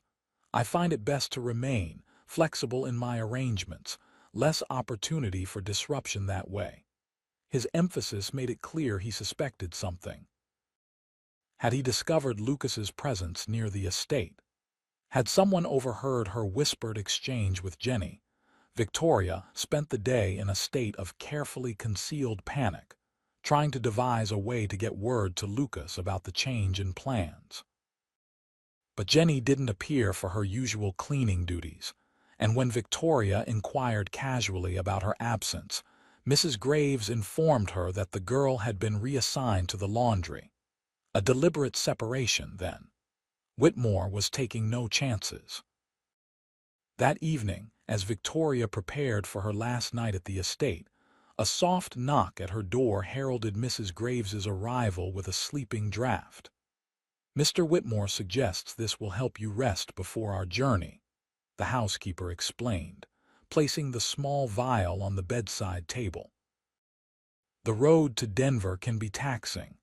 Victoria eyed the vial suspiciously. "I don't require medication to sleep, Mrs. Graves."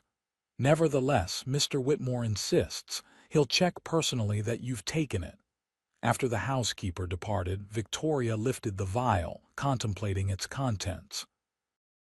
The liquid inside was clear. Odorless, it could be a simple sleeping draught as claimed, or something more sinister. Either way, she had no intention of drinking it.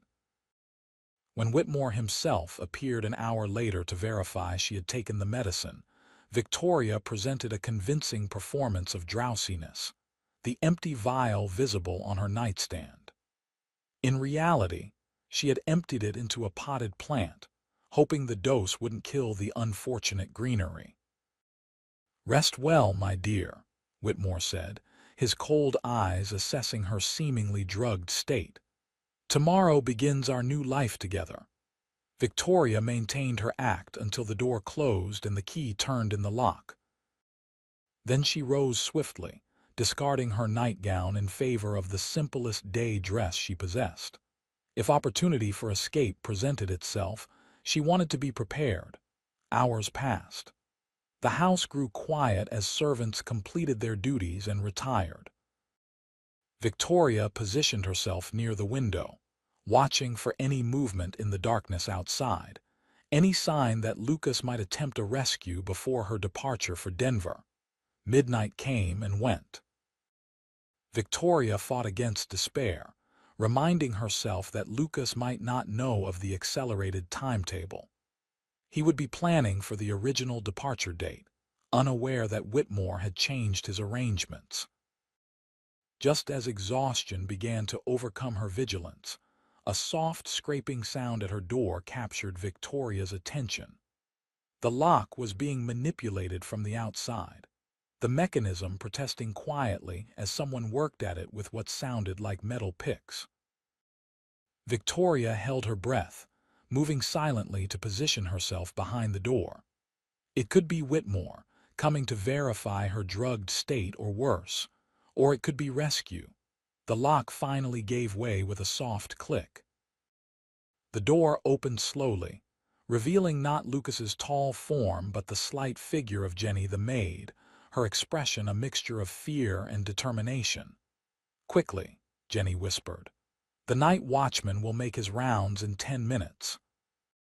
Victoria didn't waste time with questions, following the girl into the darkened hallway. Jenny led her through servants' passages and back stairways, avoiding the main areas where guards might be posted. "Your friend," Jenny explained in a breathless whisper as they descended a narrow staircase. "He found me in the laundry. Said to get you out through the kitchen garden if I could. He's waiting with horses by the south wood." They reached the kitchen level, moving silently past storerooms and the main cooking area. Jenny paused at a small door that Victoria guessed led to the garden mentioned. "The grounds are patrolled," Jenny warned, "but the men stick to the main paths.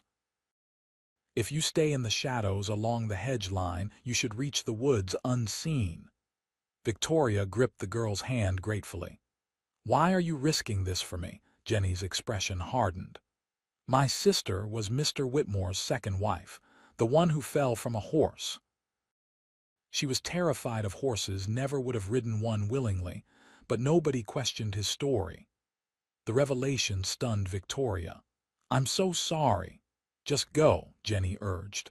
Live the life Catherine never got to have. With a final squeeze of the girl's hand, Victoria slipped through the door into the night air. The kitchen garden was illuminated only by moonlight, the herbs and vegetables casting strange shadows across the pathways. Following Jenny's instructions, Victoria kept to the shadows along a tall hedge, moving as quickly as she dared toward the distant tree line. Twice she froze as guards passed nearby, their lanterns swinging in lazy arcs as they patrolled the formal gardens. The distance to the woods seemed to stretch endlessly, each step a potential disaster if she were spotted. But determination drove her forward. Freedom lay ahead not just from this estate, but from the fate her father and Whitmore had planned for her. After what seemed an eternity, Victoria reached the edge of the woods. She paused, uncertain which direction to take when a low whistle sounded from her left. Turning, she saw Lucas emerging from the deeper shadows, leading 2 horses. "Victoria," he breathed, reaching for her with his free arm. She went to him without hesitation, relief overwhelming her as his familiar strength enfolded her. "Lucas, you came. I promised, didn't I?" His voice was rough with emotion as he held her tightly against him. When they separated, Victoria noted the bandage visible beneath his hat, the careful way he favored his left side. "You're hurt." "Nothing that won't heal," he assured her. "Walter got the worst of it, concussion that had him seeing double for days, but he's recovering well." "The ranch?" Victoria asked, dreading the answer. "Barn's gone, along with 2 good horses we couldn't get out in time. House survived with minimal damage. Lucas helped her mount one of the horses. But none of that matters now. We need to put distance between us and Whitmore before they discover you're missing." They rode hard through the night, following game trails and forgotten paths rather than main roads. Lucas clearly knew the terrain well, navigating confidently despite the darkness. "Where are we going?" Victoria asked during a brief rest to water the horses. "Not back to Delta, at least not immediately," Lucas replied. "Whitmore will send men there first.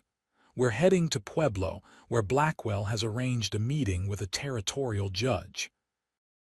With your direct testimony about the abduction and forced marriage attempt, we can obtain legal protection." The remainder of the night and the following day passed in a blur of hard riding and brief rests. They avoided towns and major roads, taking shelter in abandoned mining shacks or makeshift camps.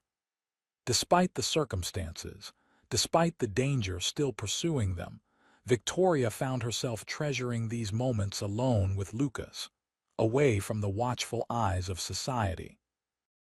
During one such rest, as they shared a simple meal of jerky and hardtack beside a small creek, Victoria finally asked the question that had lingered since her rescue. "What happens after Pueblo, Lucas? After we secure legal protection?" Lucas set aside his tin cup, his expression serious as he considered her question.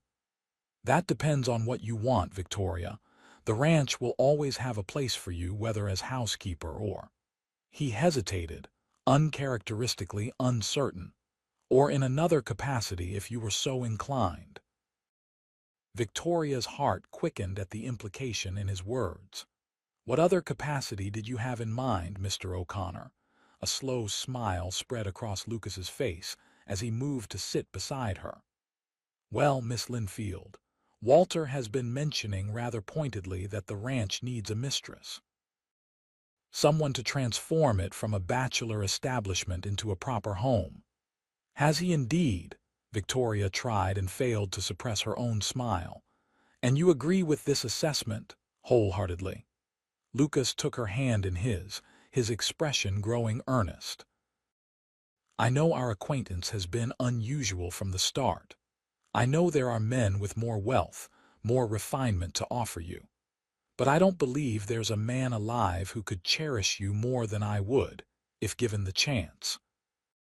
Victoria's free hand rose to touch his cheek, feeling the roughness of day-old stubble beneath her fingers. "Lucas O'Connor, are you proposing marriage to me while we're fugitives from Harrison Whitmore's men?" "I suppose I am," he admitted with a rueful laugh. "Not the romantic setting I might have planned, but then, nothing about us has followed conventional paths." "No," Victoria agreed softly. "From the moment you pulled me from that river, we've been writing our own story." Lucas's hand covered hers where it rested against his cheek. "Is it a story you wish to continue, Victoria?" With me, the answer required no thought, no weighing of options or considerations of practicality. It rose from her heart with absolute certainty.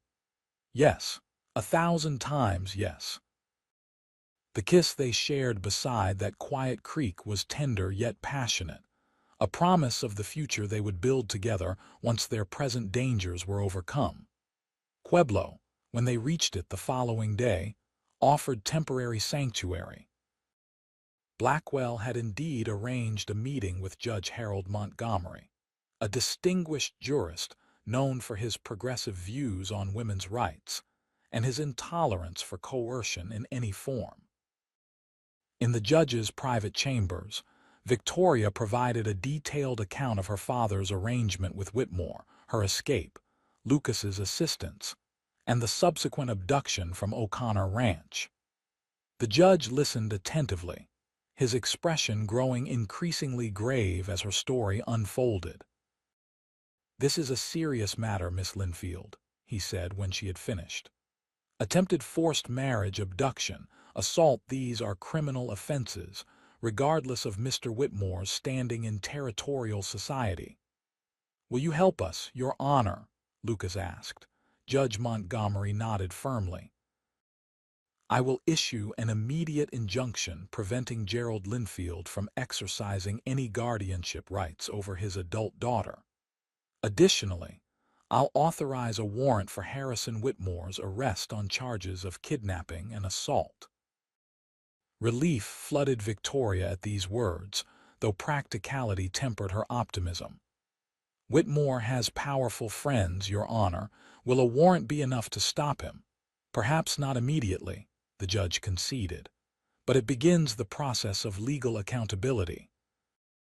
No man, regardless of his wealth or connections, stands entirely above the law in this territory."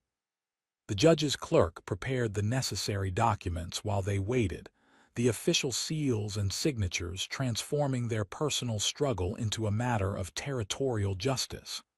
"What happens now?" Victoria asked as they left the courthouse, the precious injunction secured in Lucas's inside pocket. "Now we return to Delta," Lucas decided. "With these papers, you have legal protection. Sheriff Holloway will enforce the judge's orders and the community will stand with us. Whitmore may be powerful in Denver, but Delta is our territory." The journey back to Delta took 3 days, their pace more measured now that they had legal documentation supporting Victoria's freedom to choose her own path. They traveled more openly, staying at reputable inns along the way, presenting themselves as the engaged couple they now were. News traveled faster than they did. By the time they reached Delta, the town was abuzz with their story, embellished in the telling but accurate in its essential details. Sheriff Holloway met them at the town limits, escorting them personally to the ranch where Walter waited with a hero's welcome. "Thought you two might never make it back," the old ranch hand grumbled, though his eyes shone with unmistakable relief. "Place has gone to pieces without proper supervision." In truth, the ranch was recovering well from the attack. The community had rallied around one of their own, neighbors helping to clear debris and begin rebuilding the barn. Lucas's cattle and remaining horses had been tended by volunteers, and the house itself showed little evidence of the violence that had occurred. Over the next weeks, as summer gave way to early autumn, a new normalcy established itself at O'Connor Ranch. Victoria continued her duties as housekeeper, but with the altered status of future mistress of the property. Lucas divided his time between ranch work and legal matters, coordinating with Blackwell to ensure the charges against Whitmore proceeded through the territorial courts. News from Denver was both encouraging and concerning. Whitmore had indeed been served with the arrest warrant, but had posted an enormous bond for his release pending trial. Victoria's father and brothers had retreated to their homestead, apparently abandoning any immediate plans to reclaim her. "They won't give up easily," Lucas warned one evening as they sat on the porch watching the sunset. "Men like Whitmore consider legal obstacles merely temporary inconveniences." "I know," Victoria acknowledged, "but we have something they don't." "What's that?" She smiled, taking his hand in hers. "A community that stands with us, friends willing to help, and each other." Lucas raised her hand to his lips, pressing a gentle kiss to her knuckles. "Speaking of community," Reverend Matthews asked when we might schedule the wedding. "Seems the ladies of the church are eager to begin preparations." Victoria laughed. "I suspect Martha Reynolds has already ordered fabric for a wedding dress." "Would October be too soon?" Lucas asked, suddenly serious. "I know proper engagements typically last longer, but given the circumstances—" "October would be perfect," Victoria assured him. "I have no desire for a lengthy engagement when we already know our minds and hearts." The wedding plans proceeded with enthusiasm from the entire community. Martha Reynolds did indeed have fabric and patterns already selected, enlisting the ladies of the church to help create a wedding dress worthy of what many were calling the most romantic story in Delta history. Security remained a concern, with Lucas arranging for trusted men to patrol the ranch boundaries and Sheriff Holloway making frequent visits to check on their welfare. But as weeks passed without incident, they allowed themselves to hope that perhaps Whitmore had decided to await the legal process rather than risk further criminal charges. October arrived with crisp mornings and golden afternoons, the aspen trees turning brilliant yellow against the evergreen backdrop of the mountains. The barn rebuilding was completed just in time, its fresh timber gleaming in the autumn sunlight, decorated with harvest garlands for the wedding celebration to follow the church ceremony. The night before the wedding, Victoria stood in her room soon to be vacated for the master bedroom she would share with Lucas, contemplating the journey that had brought her to this moment. 6 months earlier, she had thrown herself into the Gunnison River, preferring death to a life without choice or love. Tomorrow, she would pledge herself willingly to a man who had proven his worth through actions rather than wealth or position. A soft knock interrupted her reflections. Opening the door, she found Lucas standing there, something concealed behind his back. "It's bad luck to see the bride before the wedding," she teased. "Only after midnight," he countered with a smile. "And I wanted to give you something privately before tomorrow's festivities." From behind his back, he produced a small wooden box, beautifully carved with intricate patterns of river currents and mountain peaks. "I made this," he explained somewhat self-consciously. "Walter says my woodworking needs practice, but—" Victoria took the box reverently, tracing the detailed carvings with her fingertips. "It's beautiful, Lucas. Open it," he encouraged. Inside, nestled on a bed of soft fabric, lay a gold locket on a delicate chain. Victoria lifted it carefully, opening the hinged oval to find a tiny painting on one side, the exact bend in the Gunnison River where Lucas had pulled her from the water. "To remember where our story began," Lucas explained softly. Tears welled in Victoria's eyes at the thoughtfulness of the gift. "I could never forget," she whispered, "but I'll treasure this always." Lucas took the necklace from her hands, moving behind her to fasten it around her neck. His fingers brushed against her skin as he secured the clasp, sending familiar shivers down her spine. "Until tomorrow," he murmured, pressing a gentle kiss to her shoulder before stepping back. "Until tomorrow," Victoria echoed, her heart full beyond measure. The wedding day dawned clear and bright, as if nature itself approved of their union. Victoria prepared in Rebecca Ames's rooms above the hotel, surrounded by the women who had become her friends and advocates over the past months. "You're the calmest bride I've ever seen," Martha Reynolds remarked as she adjusted Victoria's veil. "Why would I be nervous?" Victoria replied serenely. "I'm marrying the man who risked everything to ensure I could choose my own path. And I choose him with absolute certainty." The church was filled beyond capacity when Victoria arrived. Townsfolk and ranchers from miles around gathered to witness the culmination of what had become a legendary local romance. Sheriff Holloway himself stood at the back, vigilant despite the joyous occasion, his deputies positioned strategically around the building. But no disruption came. As Victoria walked down the aisle alone, a declaration of her independence from patriarchal tradition, she saw only Lucas waiting for her before the altar, his expression one of wonder and devotion that matched her own. Their vows were simple but heartfelt, promises to cherish, respect, and support each other through whatever challenges life might bring. When Reverend Matthews pronounced them husband and wife, the cheer that rose from the congregation seemed to shake the very rafters of the small church. The celebration at O'Connor Ranch lasted well into the night, with food and music and dancing beneath lanterns strung across the new barn. Victoria and Lucas moved among their guests, accepting congratulations and well wishes, their hands rarely separated throughout the evening. As the festivities began to wind down, Walter approached them, more formally dressed than Victoria had ever seen him, a glass of whiskey in his weathered hand. "Speech time," he announced, loud enough to draw the attention of the remaining guests. "Won't take but a minute." The crowd quieted, turning expectantly toward the old ranch hand who had been Lucas's right hand for so many years.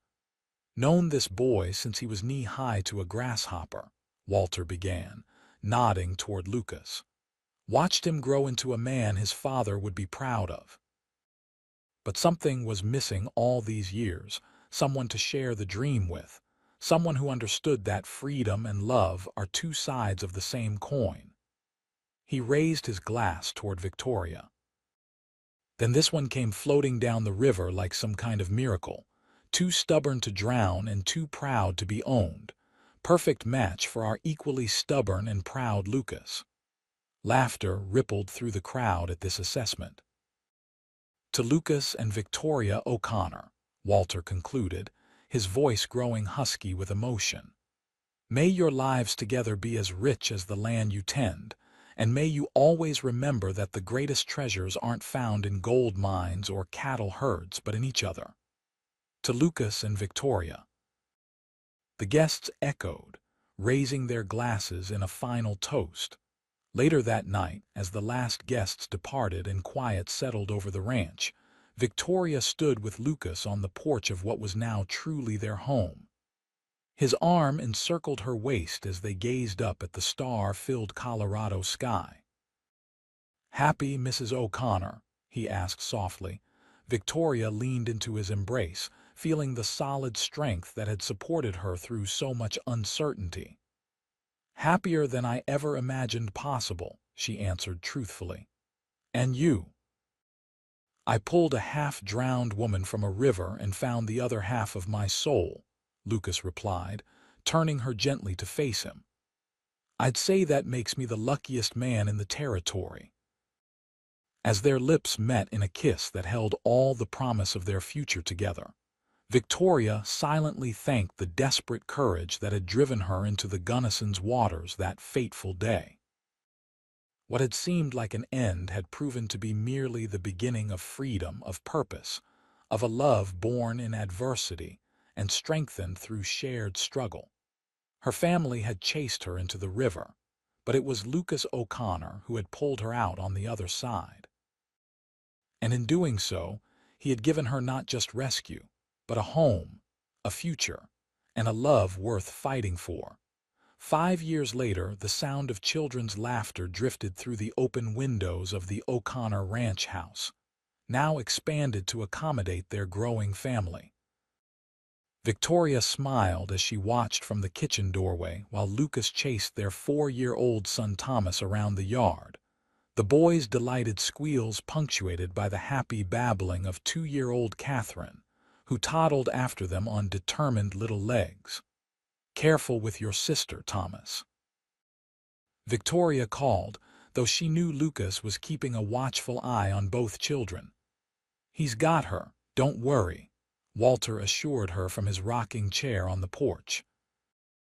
At 73, the old ranch hand had officially retired, though he still insisted on helping with light chores and, more importantly, spoiling the O'Connor children shamelessly. Victoria returned to her baking, reflecting on the changes 5 years had brought. The ranch had prospered, expanding to include additional grazing land and a small orchard that produced the finest apples in the county. Lucas had established himself as a respected voice in territorial agricultural matters, occasionally traveling to Denver for meetings with government officials and fellow ranchers. Denver. The thought no longer filled Victoria with dread as it once had. Harrison Whitmore had eventually faced trial for the abduction, though his wealth and connections had ensured a lighter sentence than justice demanded. He had served a year in territorial prison before being released, his business empire diminished, but not destroyed by the scandal.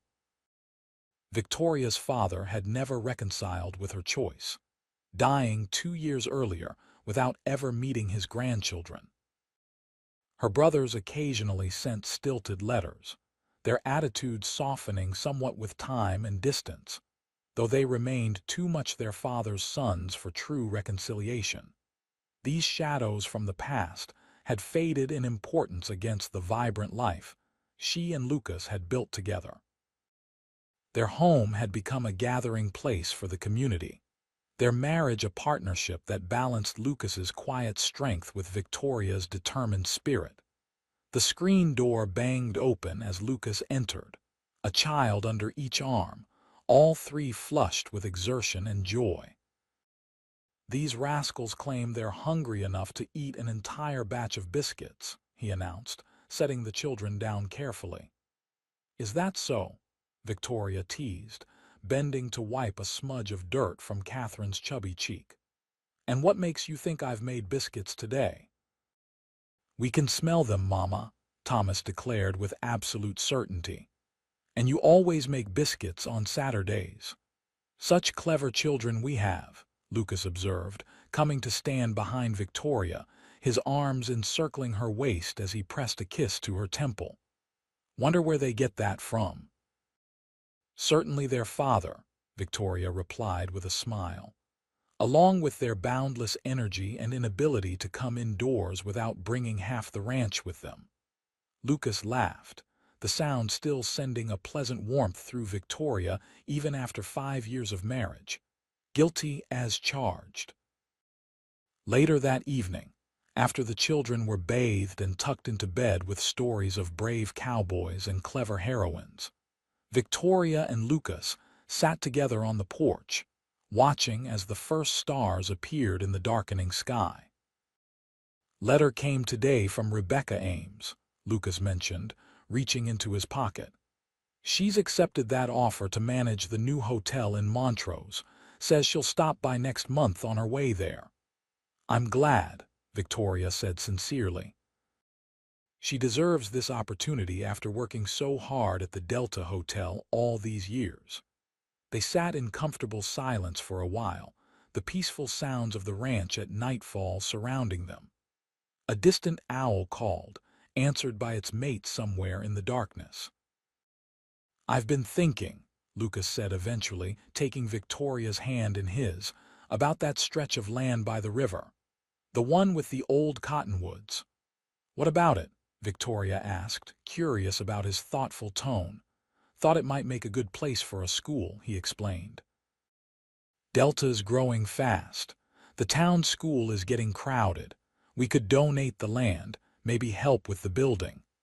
Victoria turned to study her husband's profile in the fading light. A school would be wonderful, Lucas, but that's one of the prettiest spots on our property. You've always said it would make prime grazing when cleared. Lucas shrugged, a smile playing at the corners of his mouth. Some things are more important than cattle. Education, for instance. Giving children the chance to learn, to think for themselves, to choose their own paths in life.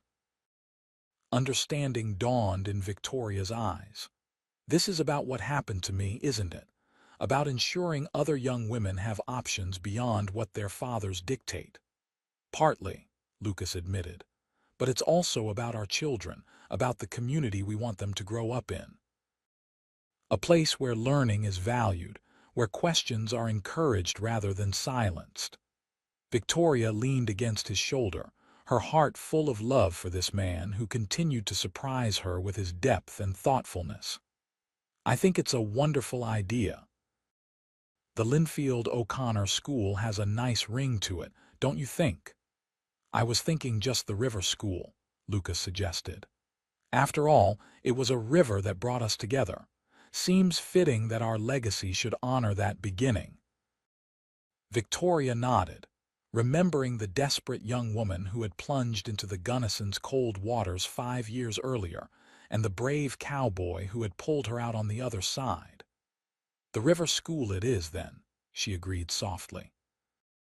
A place where young minds can flow freely, finding their own course just as we found ours.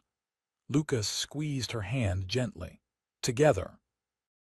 Always together, Victoria affirmed, resting her head against his shoulder as the stars continued to emerge above their home, their land, their shared dream that had begun with a desperate flight and a courageous rescue, and had blossomed into a life more beautiful than either could have imagined.